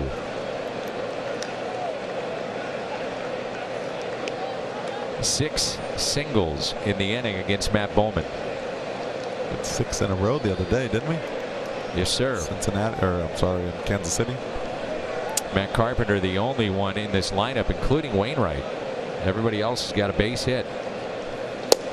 And he went right after him, so a strikeout of the yacht. On him too. Baseball brought to you by Barnes Jewish Hospital and Washington University. Physicians, national leaders in medicine. And by Toyota, let's go places.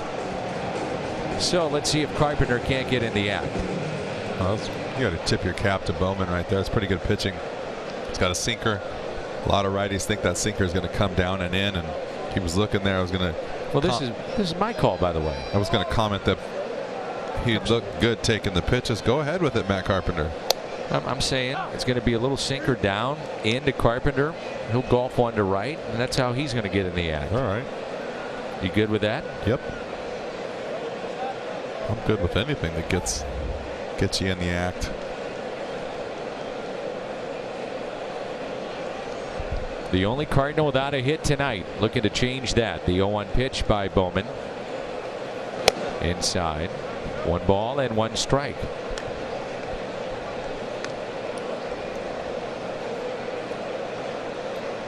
Last time the Cardinals had 13 runs in a game here against the Reds was April 12th of 2018.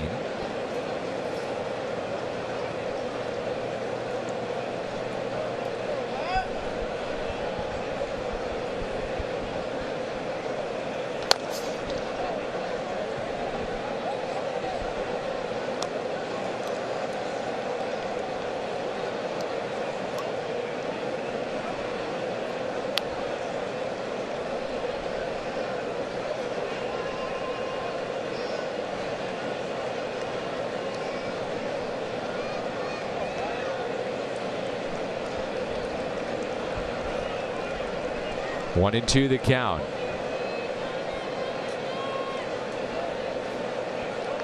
And the next 2, Matt Carpenter.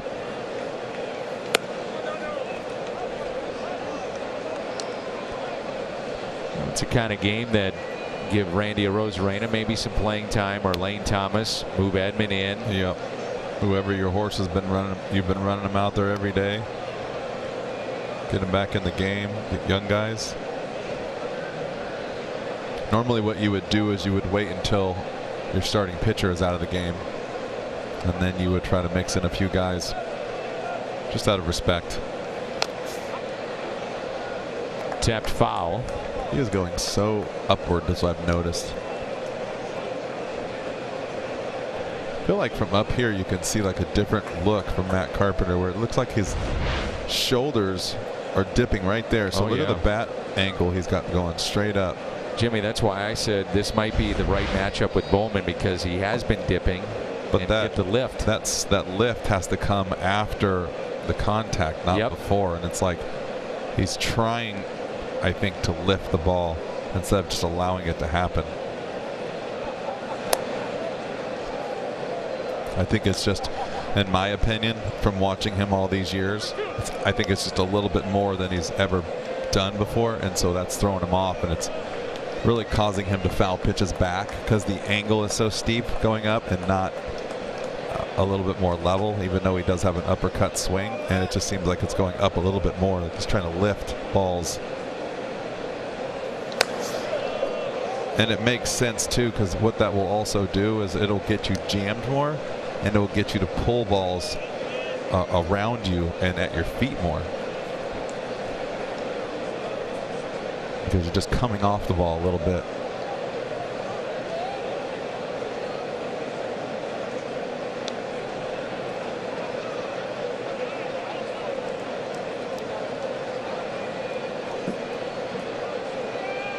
Another 3-2 pitch to Carpenter.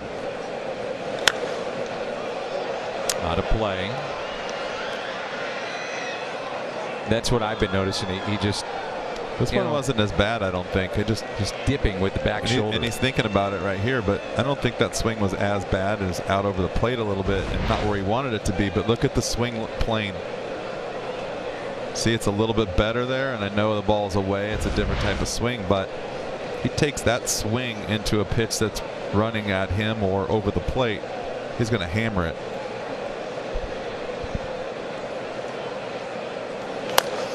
And a ground ball. Van Meter to Bowman. Cardinals send 9 to the dish. 12-0.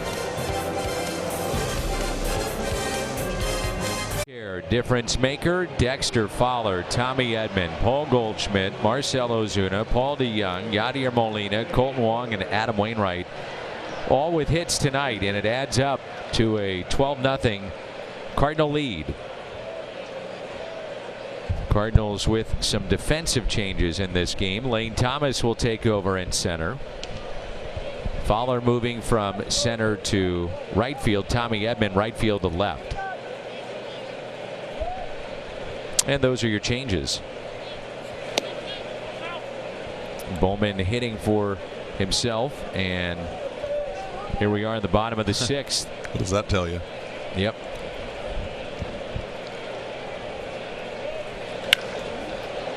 Swing. Colton Wong. One away. I believe you got to find a way to get a Rosarena out there. Maybe get Dexter out.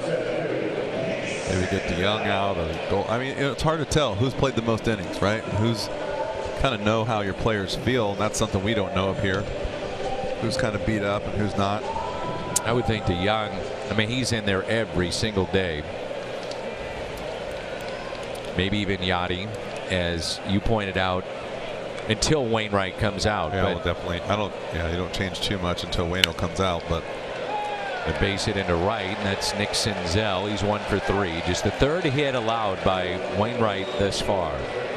Carpenter was DHing. Yep. And has been hurt, so maybe you move him over to first. Lots of things you could do. There's Josh Van Meter. He is struck out swinging and also flied to left field with 2 runners on.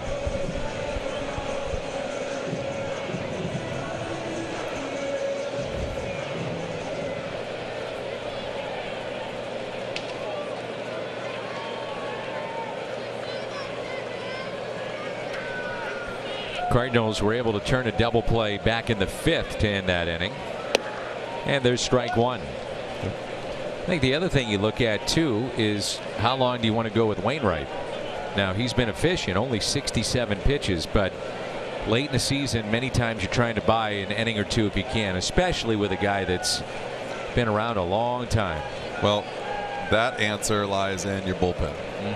Who you want to get work and if you want to get work. And a fly ball. Thomas on the move. Can't get there. A run will score. Van Meter RBI double.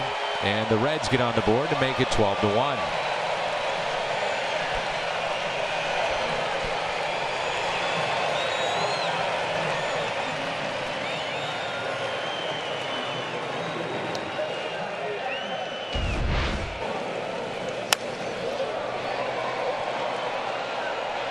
Lane almost gets this ball, but just not enough.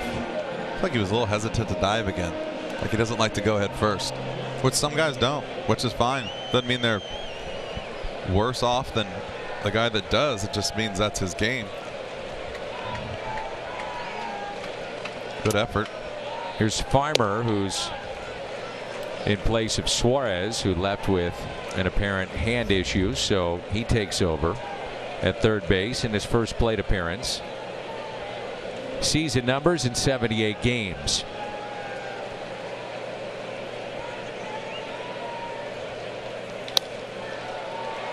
Nice play by Carpenter to his left.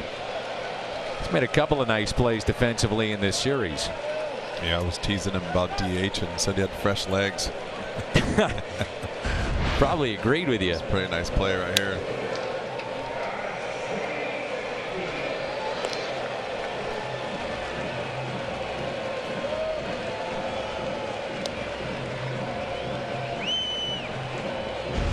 The batter is Aquino with 2 outs in, a runner at third.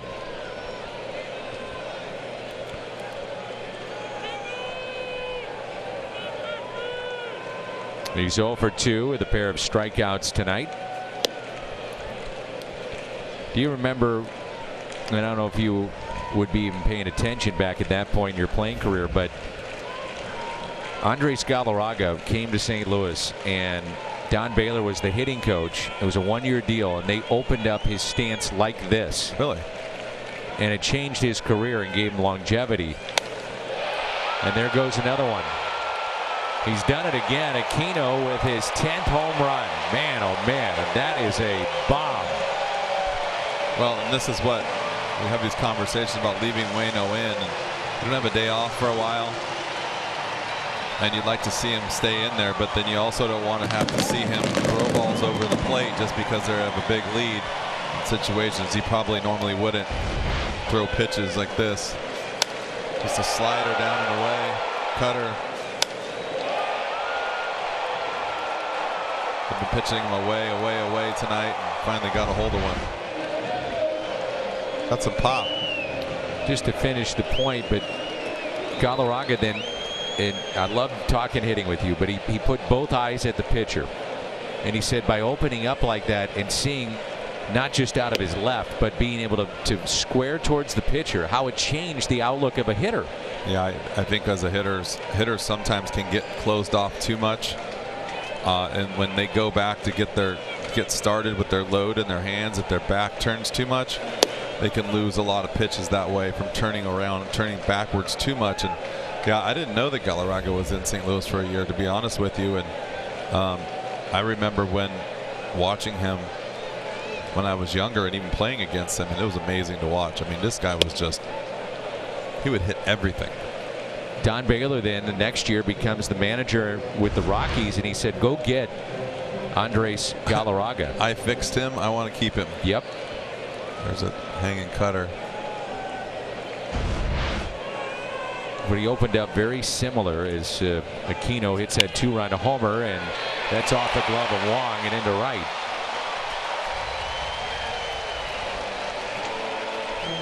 Fourth hit in the inning for the Reds in this 12-3 game. Hall of Fame cap coming up. Hall of Fame weekend presented by Edward Jones. More Cooper, Izzy, Scott Rowland all being inducted. And that'll come up on Saturday, a week from tomorrow, August 24th.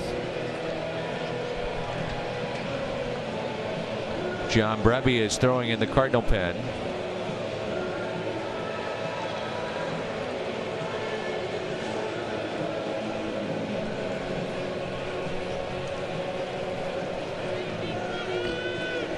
The batter will be Phillip Ervin.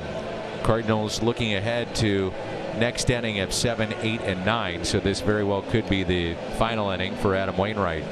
Wainwright, though, is one of those guys that'll tell you when it's 12-0, these are the games that if you're a good starter, you give your team innings to save the bullpen. Oh, for sure. I mean, he always talks about that. And I'm talking about wanting to not have to see him have to give those innings because you have to stay out there, but you also have to throw strikes. I'll tell you what, blowouts to me are tough all the way around on all sides. You got to be careful what you do when you're the team ahead. You got to be careful what you do when you're the team behind. You got to be careful with your pitching staff. Can't run too many guys out there too early in case the team starts to come back. I think it's just always a tough test for a manager and players. Popped up, long way to go, and it drops, and it's fouled. Not caught by either Fowler or Wong.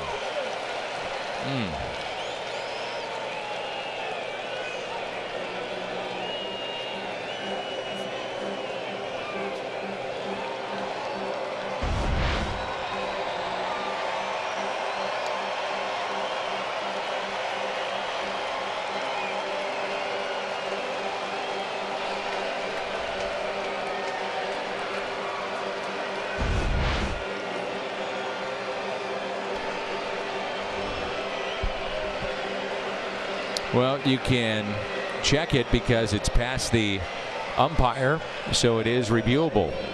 And that's what Cincinnati will do here.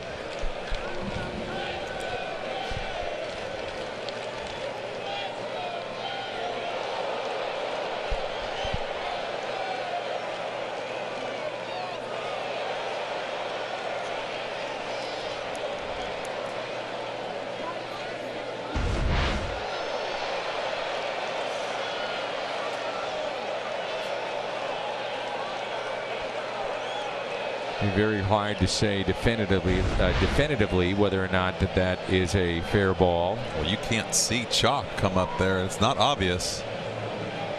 Be interesting to see if this one stays the Cardinals' way, as a couple of the ones have gone against the Cardinals that last couple times out.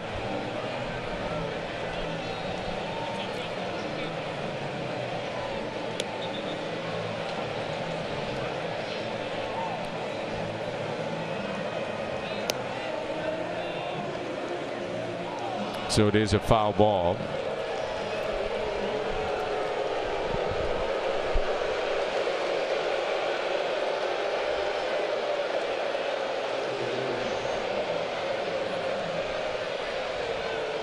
Nothing in 2 the count on Phillip Ervin.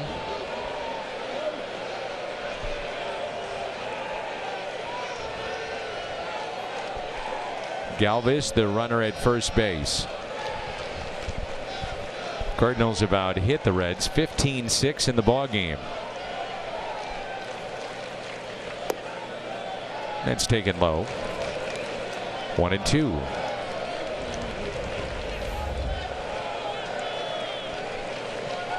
And home run snaps 32 2/3 consecutive innings without allowing a home run by Cardinals pitching. Grounder, DeYoung, force play. Nice play. Sends us to the 7th, and it's 12-3.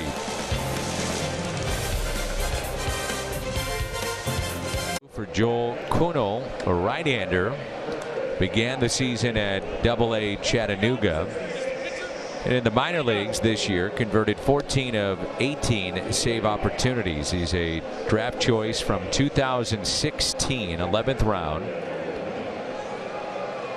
Joel Kuhnel from North Carolina coming into the ball game and making a major league debut.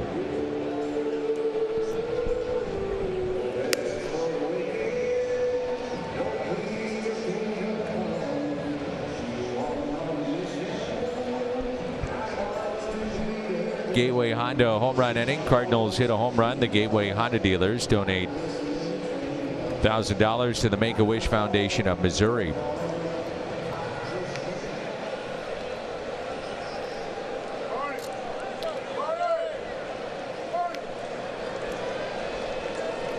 Changes. Barnhart moving from behind the plate to first base. Farmer from third to catching. And Van Meter moving over to third.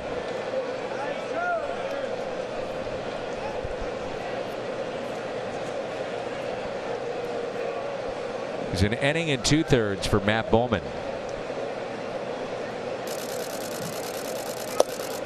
And he gave up 4 runs. There's rapid fire going on down there with some camera work. Did you hear that? Oh, I did. We're going to get the first pitch.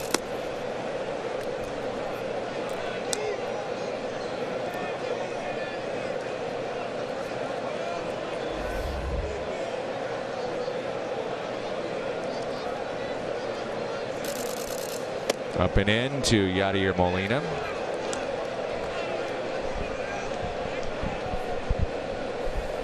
Four and a third by Castillo, the starter. 8 runs on 9 hits. Bowman inning at 2/3, 4 runs, 3 of which were earned.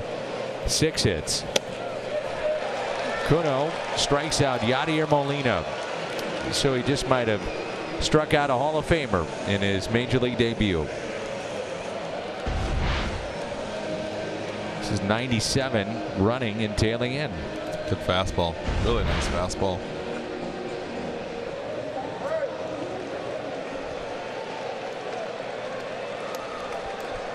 And the batter is Colton Wong. Major league debut. You talk to the players about it. They tell you who they first called, how they found out, and then that first pitcher or batter they faced. Well, now he's got an ERA. Home run, Colton Wong. Wong with his third hit tonight. Kid's becoming some kind of player. Yep. On behalf of Colton Wong, the Gateway Honda dealers donate $1,000 to the Make-A-Wish Foundation of Missouri. 9th home run by Colton, who is red hot.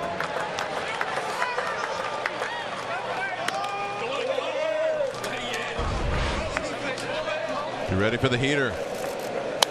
Good job going down and getting that ball.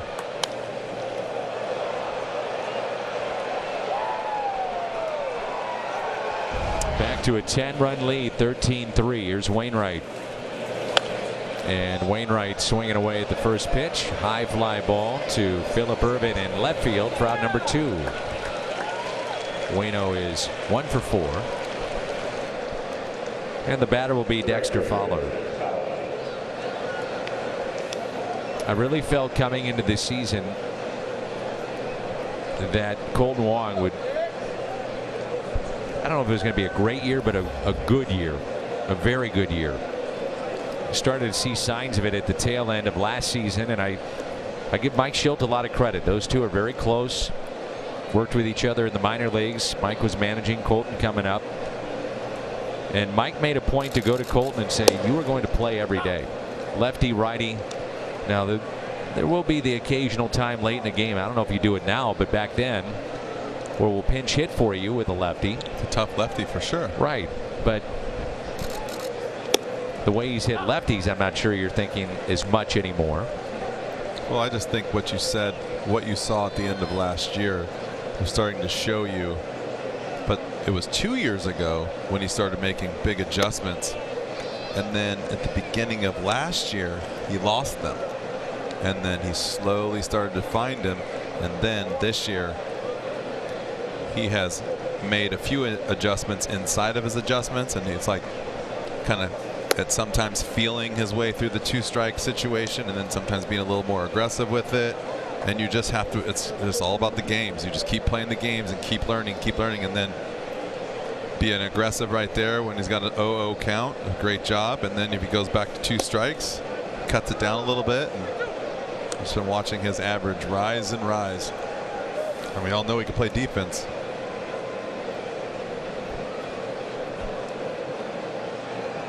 Ninth home run. He's driven in 44, and Dexter Fowler hits it out to right, and that's a base hit. One hop off the wall, and now Dexter is a triple away from the cycle. 3-hit night. He's driven in 4 and scored 2 runs, and a triple away from the cycle.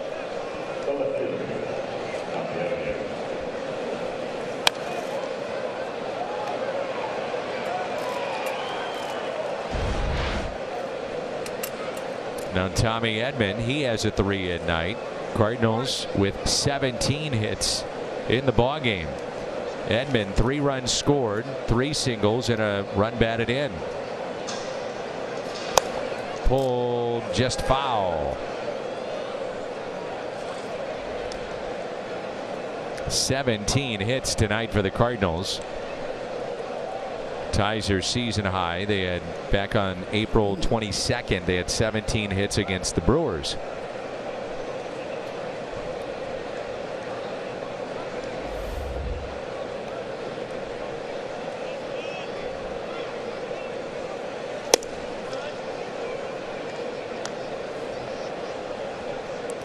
I think this has been a good example, Jimmy, of what you're talking about earlier. You can throw hard and get away with it sometimes in the minor leagues, but if you don't spot it at this level, you get knocked around.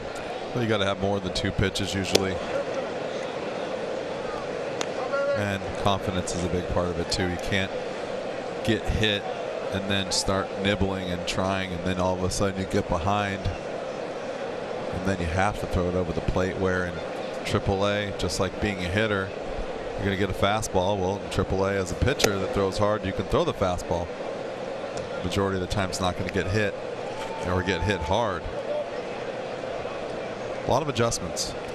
3-1 the count on Tommy Edmonds. Started in right field and shifted to left. Goldschmidt is on deck.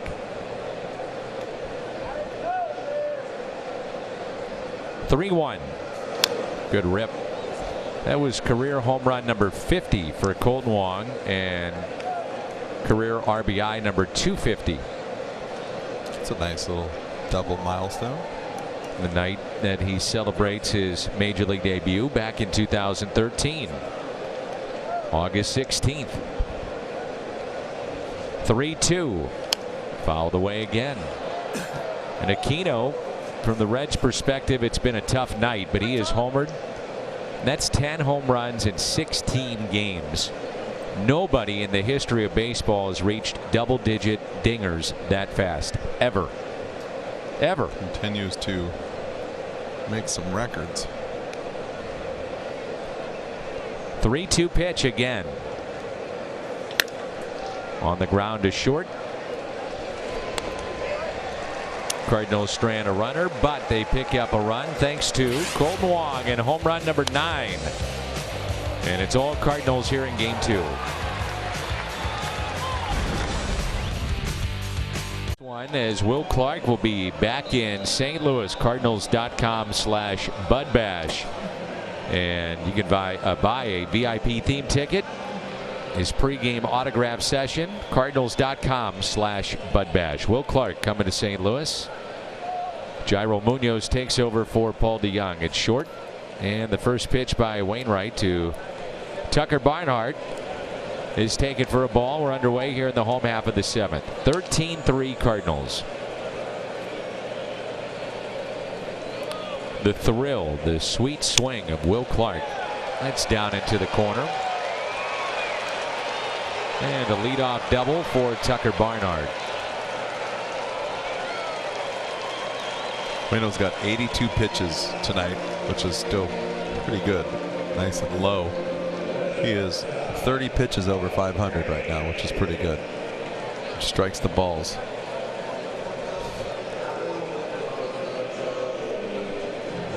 You like that analogy? I liked it.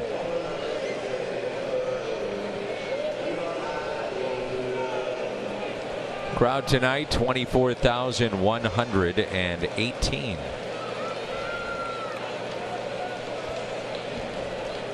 Here's Iglesias and a strike by Waino. Grounded into a double play and picked up the first hit for the Reds on an 0-2 pitch to right field back in the 3rd inning. 1 for 2. Here's the 0-1. And that's out of play. 0-2. Now, do you leave Fowler in the game? Is he going to hit again? Probably going to hit again. I've got to get Randy Arozarena in the game. Got to get him in at bat. Yep. But do you take Fowler out with a chance to hit for the cycle? And you're still ask the question to the player, though, because if it was me, I would be like, I'm good. No chance of me hitting a triple or not happening. I'm good. That away ball game. Way to go after it. You're 7 spots away, by the way, from Fowler. I also would be a team player and want to get the young guy in the game, too. Oh, don't give me that. You just want to get out. Nope, I would. Oh, heck no. I would like to get as many hits as possible, but also, this is the only opportunities when you start getting into crunch time and you get down the stretch. These are the only opportunities you have. 1, to come out of the game, and 2, maybe to see a guy like Randy get in there and play. I'm thinking when Waino comes out, I got to move Molina either to first or to the bench. Goldschmidt plays every inning, every night. Taken there by Carpenter. And that's the first out here in the home half of the 7th. Staying put, Barnhart. I think you go to Yachty. Me. Yeah. My opinion. You go to Yachty, Goldie, and Fowler all at the same time, and you say, all right, who wants in, who wants out? I got to get so and so and so and so in at bat. Some guys will be like, no, I don't want to hit, or no, I don't want to come out, or another guys will be like, go ahead, do whatever you want. If you get all threes, do whatever you want, then you just make the move that makes sense. Tony do that? Yeah, at times. Tony was great when it came to like facing a double-A pitcher, left-handed pitcher in a 5th inning of a spring training game. And what I liked most about it wasn't not, hey, go out there, you need to see lefties. He's like, you're not going to face this guy during the season. Go ahead and go home. Not like you need to go in there and bear down on a lefty, because he knows that the risks that come with it, and sure, the likelihood of you being into the at bat. Plus, he also knows what he's got with me and with other veterans, and a great opportunity to see a young player hit. Kuno is hustling down the line, and that's out number 2. Nick Senzel, top of the lineup, and he's 1 for 3 with a base hit to right field and a run scored. That's why I think that what I said earlier about sometimes a blowout's tough on everyone is because, especially the manager, you start taking guys out, and then all of a sudden team scores 5 or 6 runs, and you got a 3 or 4 run lead, and now you don't have your guys in there, and your order's messed up, and your one catcher's all you got left in case something goes wrong. Munoz would be your emergency catcher.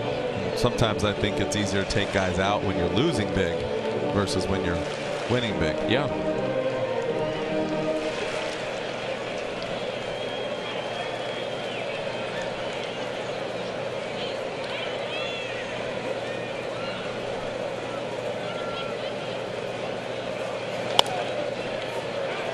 Right through Carpenter, a run will score.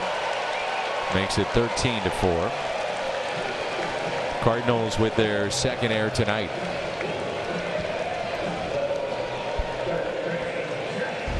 You know, Wainwright has been pretty efficient tonight, and you think about the error by Edman that led to an extended pitches thrown, and now this one will knock him out of the game, so he'll go 6 2/3. Carpenter with the error. And John Brebbia will come in. That'll be it for Waino.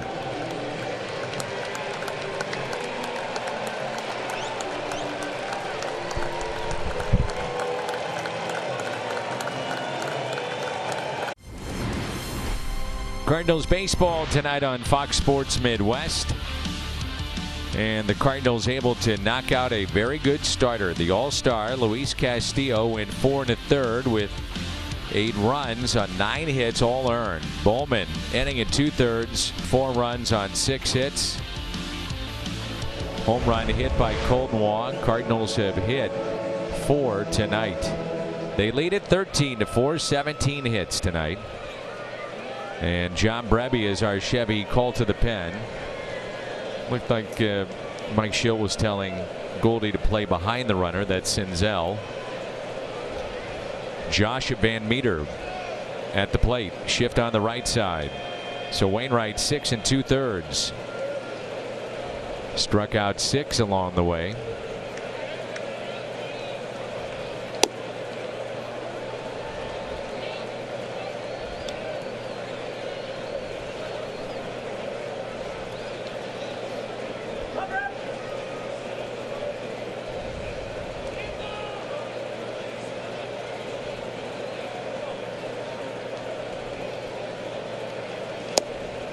There's a strike to Van Meter. Double to right center, RBI in the 6th, and a run scored. He's also struck out and fly to left with 2 runners on, 1 for 3.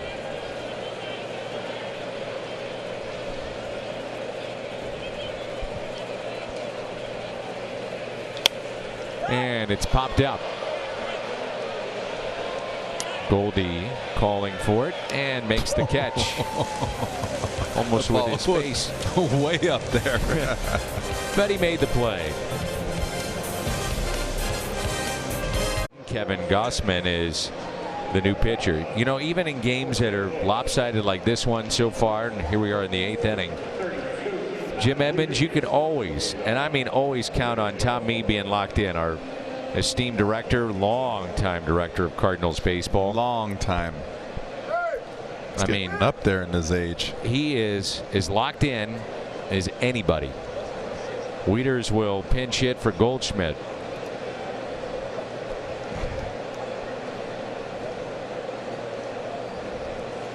And strike one. He flied out last night to end the ball game.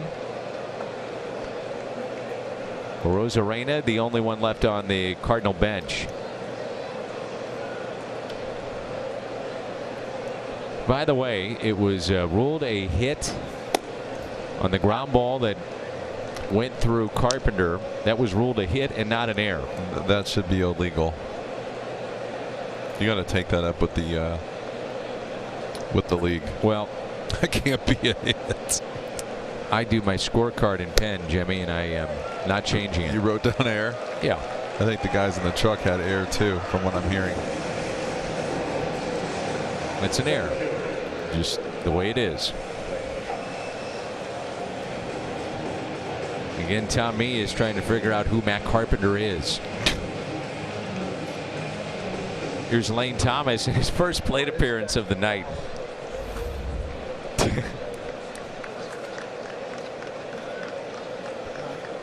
Long-time director Tom Mee. Poor guy. You know, Carpenter's been here since 2011. Tom Mee's been doing games since 11, the 80s. 1911. And still trying to figure out who Carp is. There's a strike.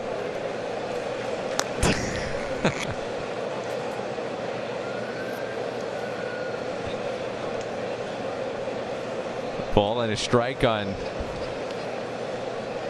Lane Thomas. And that's in the dirt. That's the other thing too, Jimmy. You got to stay locked in these games. Oh, and man. Never know what comes through these headphones. Here's a 2-1 pitch to Lane Thomas. Outside. Not by much. 96 there on the gun from Kevin Gossman. Fourth pitcher used.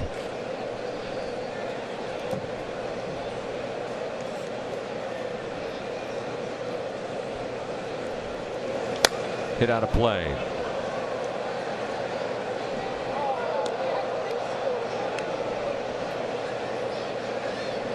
Okay, I'm going to answer your question from before. I don't remember having a question, but well, you bring it on. You know, we were talking about what do you do with Dex. You got a Rosarena still in there in the dugout, not playing, and ball's off the plate. It's a walk to Thomas with one out. I think depending on how the inning unfolds, if you think that you're for sure going to give Dex that at bat for the potential of a cycle, then he stays in. If not, this may change it. Now, if you get a double play here, I'd think about it. If not, you get a couple of guys on. I mean, he probably comes up. I'm telling you, and I think this is what Tony was so good about. I really do. Like, I take it out of my hands and I put it in the hands of the player. I ask, and I'm okay with it. I know how I played the game. I get it, man. There's sometimes you're just like, my gosh, get me out. I've had enough. I'm tired. It's a long year. I don't really care about a triple. This isn't one of those. I mean, I guess you can get a triple here. I'm not getting a triple, so I'm just like, get me out of the game. Let Randy hit. Let somebody hit. Let Wieters hit. Let anyone hit that hasn't hit.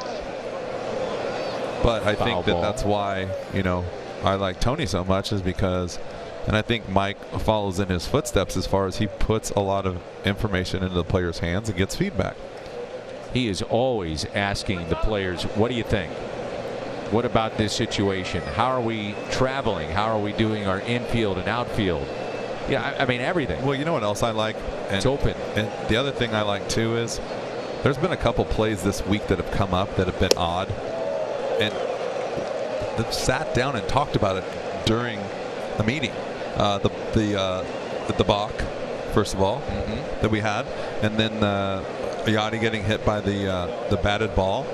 And they sat down and explained it in case you didn't know, because clearly not everyone knows all the rules. And come to find out, Knocked down by Gossman and settles and throws. there is one guy in the clubhouse that most of the time that everyone goes to and knows almost every rule, if not every time I've been in there, every rule. I'm going to give you one guess. It's a tough one. A tough one? It's one you. I'm thinking it's the guy that you wouldn't think it is. No disrespect, but my guess would have been Molina. No, I'm talking about the coaching staff. Sorry. So when you go through the rules and they go to ask someone, they go and is known as being a guy who is all over it. Mad Dog, Mike Maddox. I was going player. I said it's not a player, it's a coach. Now you're starting to listen like me.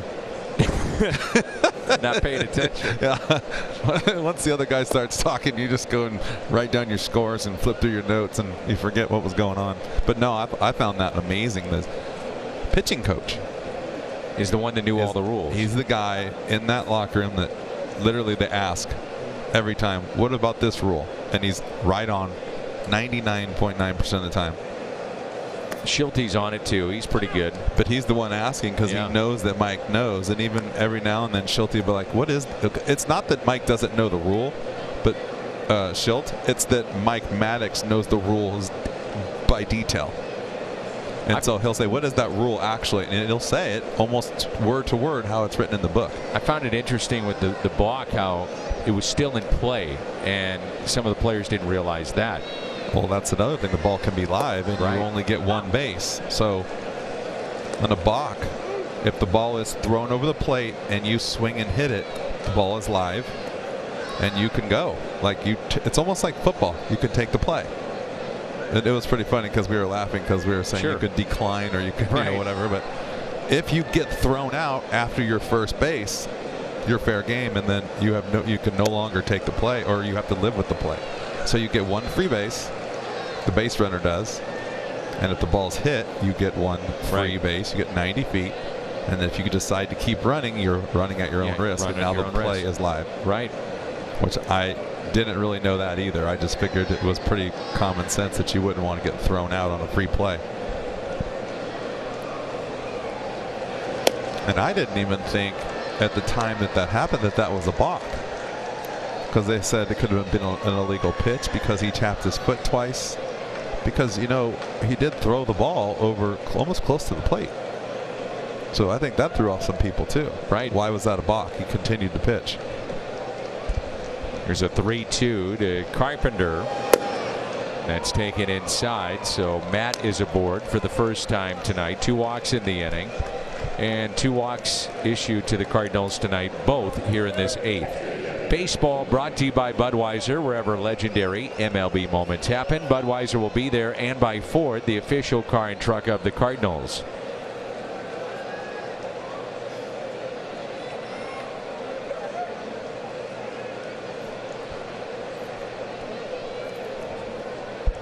Here's Yadier Molina with runners at first and second. Also, I think the play with Yadi the other day, I didn't know that rule. I knew the rule, but I didn't know there was 2 parts of it. And Yadi is so good. We've seen at times where he gets a runner at third when he thinks that he's not the one that's doubled off on those crazy plays, and Yadi will tell the rest of the infield of who to tag on those types of plays. Saw it a couple of times in his career at Pittsburgh. Well, and it's really funny too because that rule, I think everyone on the field was shocked, and nobody knew that there was a difference between being hit when the ball has already traveled past the runner. The ball has already traveled past an infielder. Ned Yost said afterwards he had never, ever. Oh, and that was the other thing I was going to say. I played 17 years in the big leagues, 4.5 years in the minor leagues. I've never even come close to seeing that. I don't even think I've seen more than 1 or 2 guys get hit in my life by a batted ball. I can't even remember. 2-1 pitch to Molina. And it's 3-1.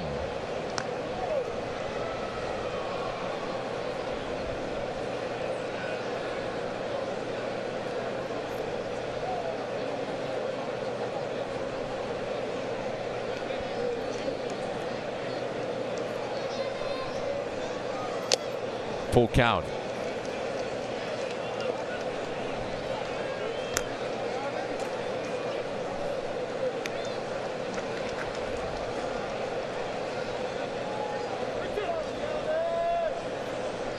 still waiting for the moon to come up tonight, Danny. It's a little late tonight.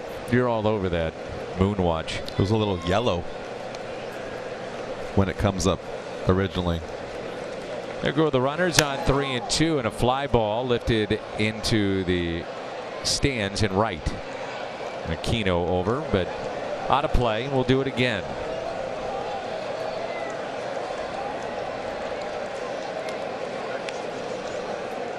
Unique to have these 4-game sets inside the division. Don't have a lot of those, but with the series and the games that the Reds gave up to play in Mexico, that's why we've had these 4-game series.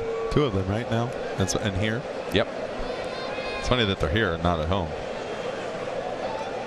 Tell you what, though, this isn't much of a.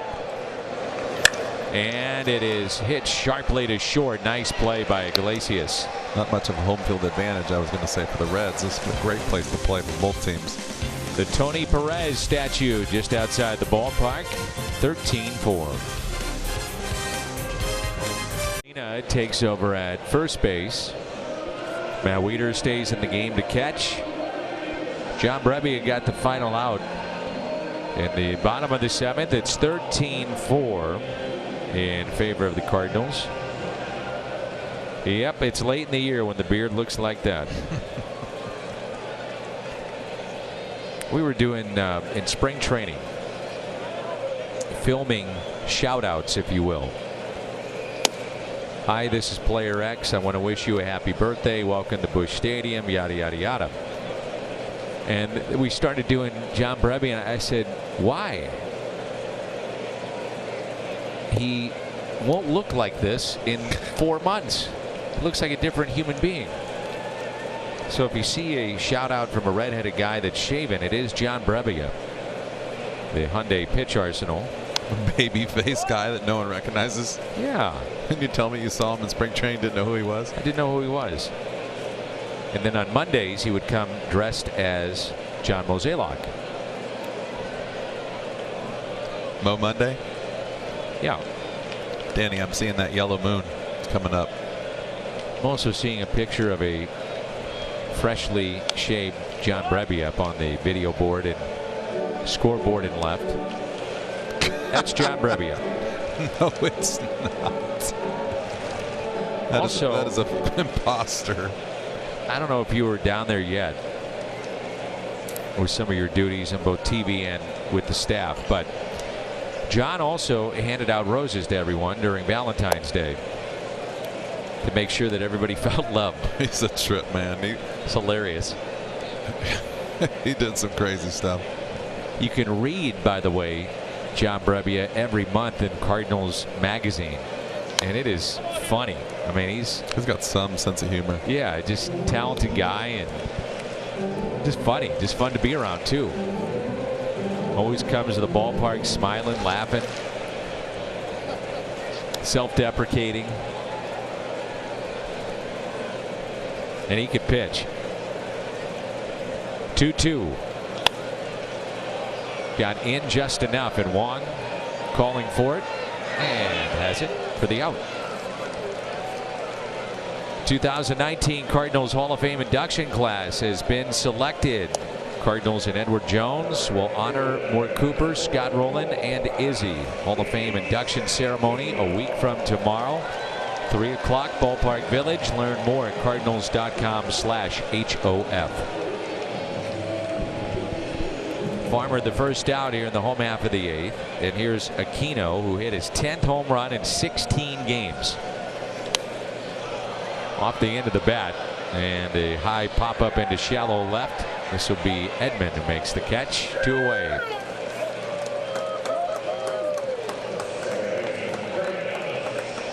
Aquino is 1 for 4. Freddie Galvis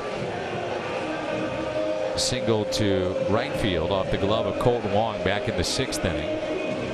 Cardinals will have Wong, Brebbia's spot, and then Dexter Fowler, who is a triple away from the cycle.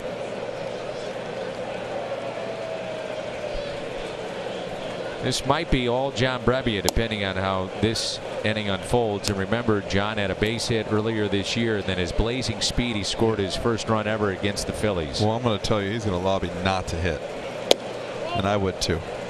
Keep it at 1,000.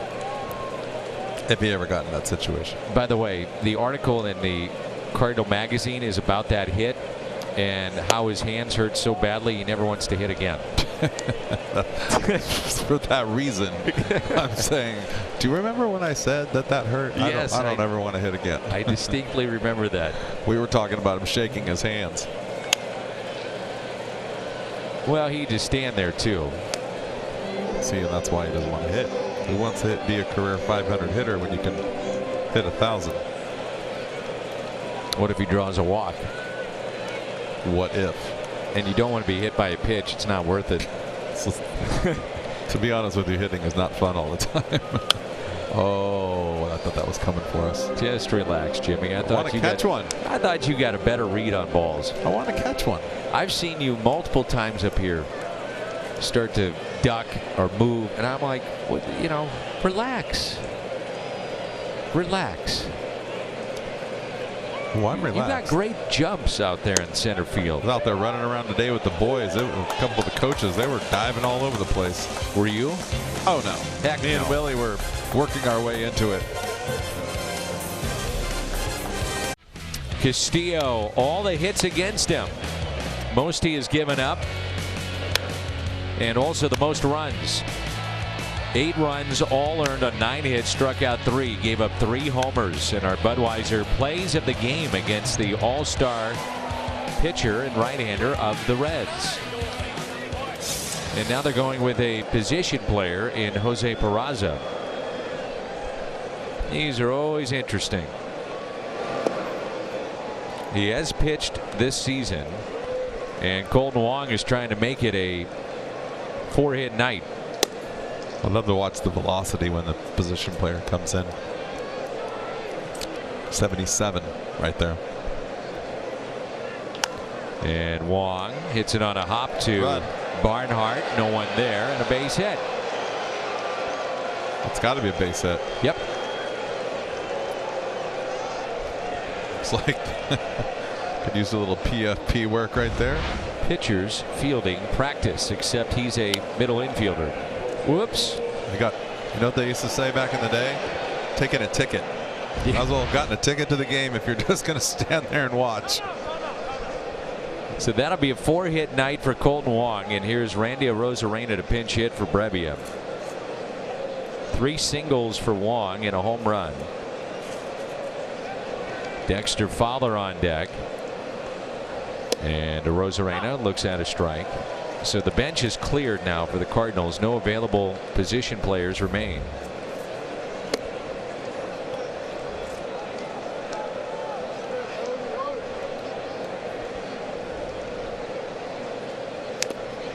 Whew.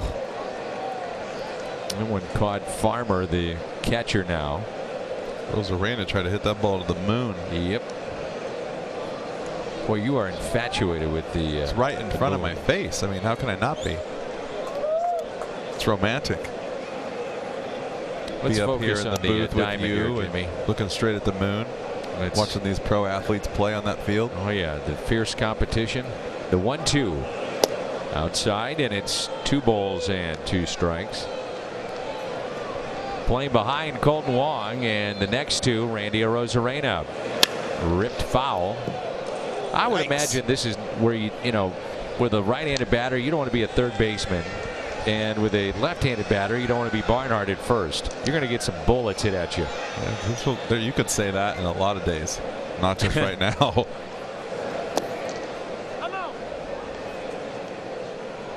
Gallegos getting loose in the Cardinal pen. Fowler on deck, who's had a 3-hit night. Popped up and looks to be playable. Barnhart over and makes the catch. That'll frustrate you.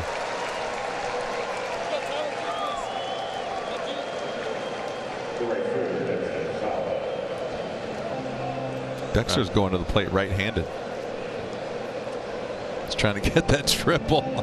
Yep. Actually, it would be the other way around, but this is interesting. Because we were talking about the other day about guys facing knuckleballers and staying on the same side, staying right-handed. And I think he actually was one of the guys that said it. And it's lined. And they're going to say no catch. And an out. And then back to first. And it's a double play. So that'll go 3-6-3, and Peraza has a scoreless inning. Dexter triple shy of the cycle. Presented by the authority of the Cardinals. It may not be reproduced or retransmitted in any form, and the accounts and descriptions of this game may not be disseminated without the express written consent of the St. Louis Cardinals.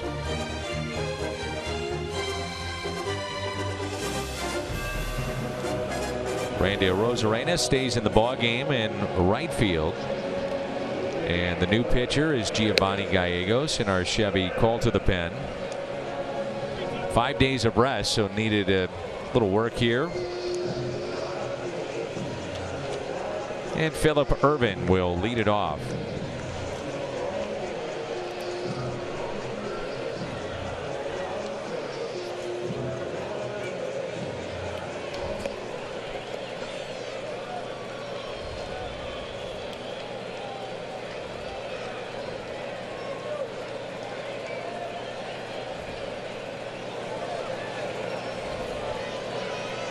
(13-4) our score, and the first pitch taken low. Ervin twice has flied to right and also grounded into a fielder's choice. Cardinals hold on. They would go to 64 and 56. Wainwright would improve to 9 and 8. Popped up near the Reds dugout, and it is caught. Yadier Molina.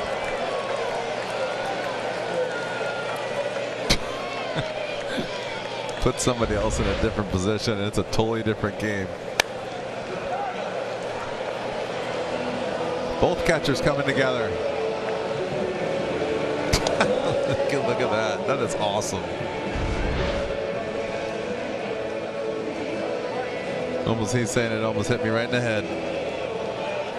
Cardinals 18 hits tonight, season high, most since last July against the Cubs.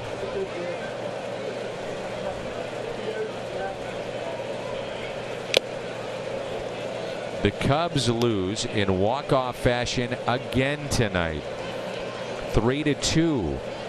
So with a win, and Milwaukee lost 2-1. So with a win tonight, the Cardinals would have sole possession of first place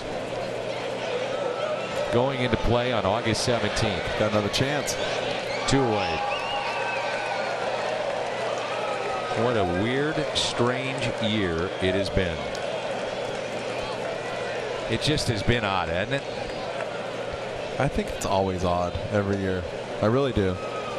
I mean, you just never know what's going to happen year to year. Everyone always says, who's going to win this year? I'm like, are you kidding? Really? Do you not pay attention? You never know who's going to win until the last out is made. Michael Lorenzen will pinch hit for Iglesias.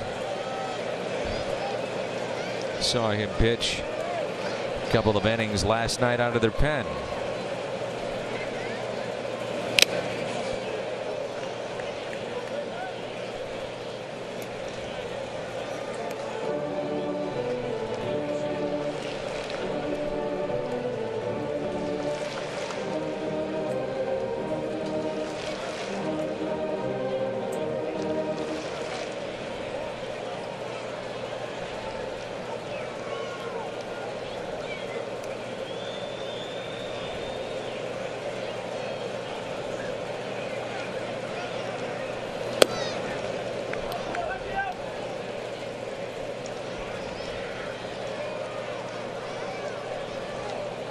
How much fun would it be to be able to do both? It's so awesome. Come to the ballpark and have a chance to compete every day if you're a pitcher, or in this case a two-way player. Takes a healthy cut. Now the Reds down to their final strike. I would have given anything to pitch a couple of times. And you blew out your arm, right? Yeah, that's all I did when I was a kid. Your pitching arm. Yeah, and then that was the only thing that outlasted everything after I got it repaired was my arm. It's still pretty good shape. 1 ball, 2 strikes on Lorenzen. Gallegos trying to finish it off and even up the series at a game apiece.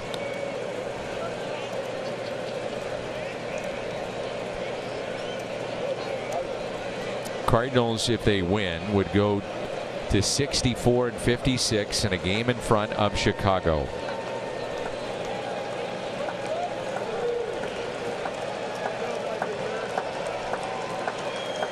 The 2-2. Pretty good swing right there.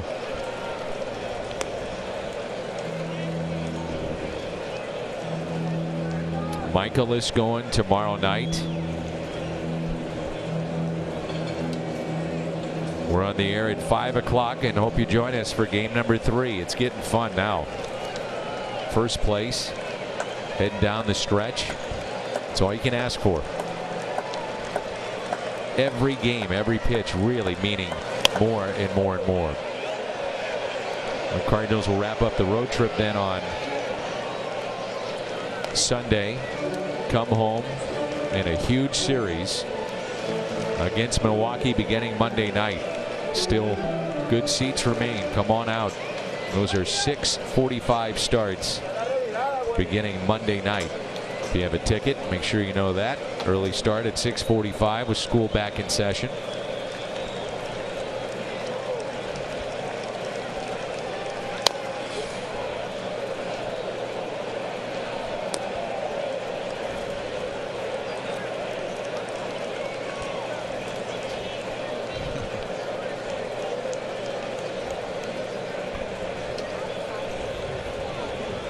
You want to borrow my scorecard?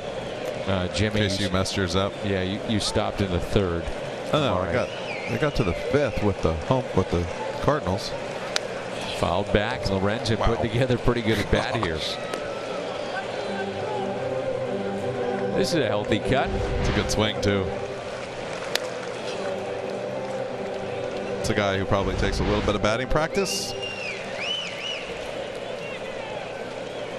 What did I say? He's a 250 career hitter, 256 or 8 career hitter.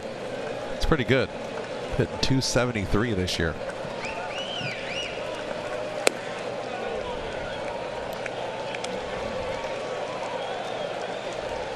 Six home runs.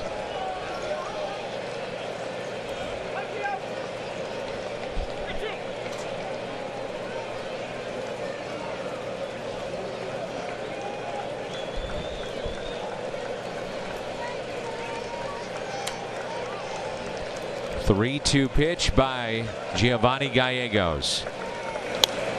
Popped up again to the right side. What if Yachty was to catch all 3 pop-ups? That'd be something. Something you don't expect for sure.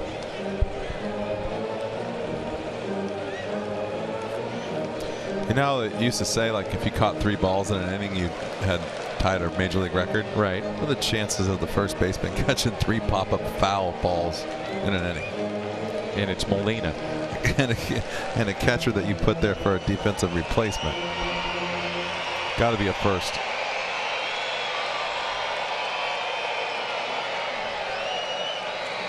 Here's a 3-2 pitch to Michael Lorenzen. And the game ends with a strikeout. Lorenzen dropping to his knee. And folks, the Cardinals are in first place.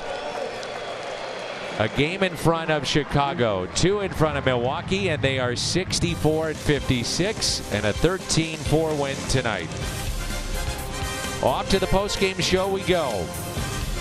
This win evens up the series. Stay with us. Hear from the Cardinals and Mike Schilt after this 13-4 win.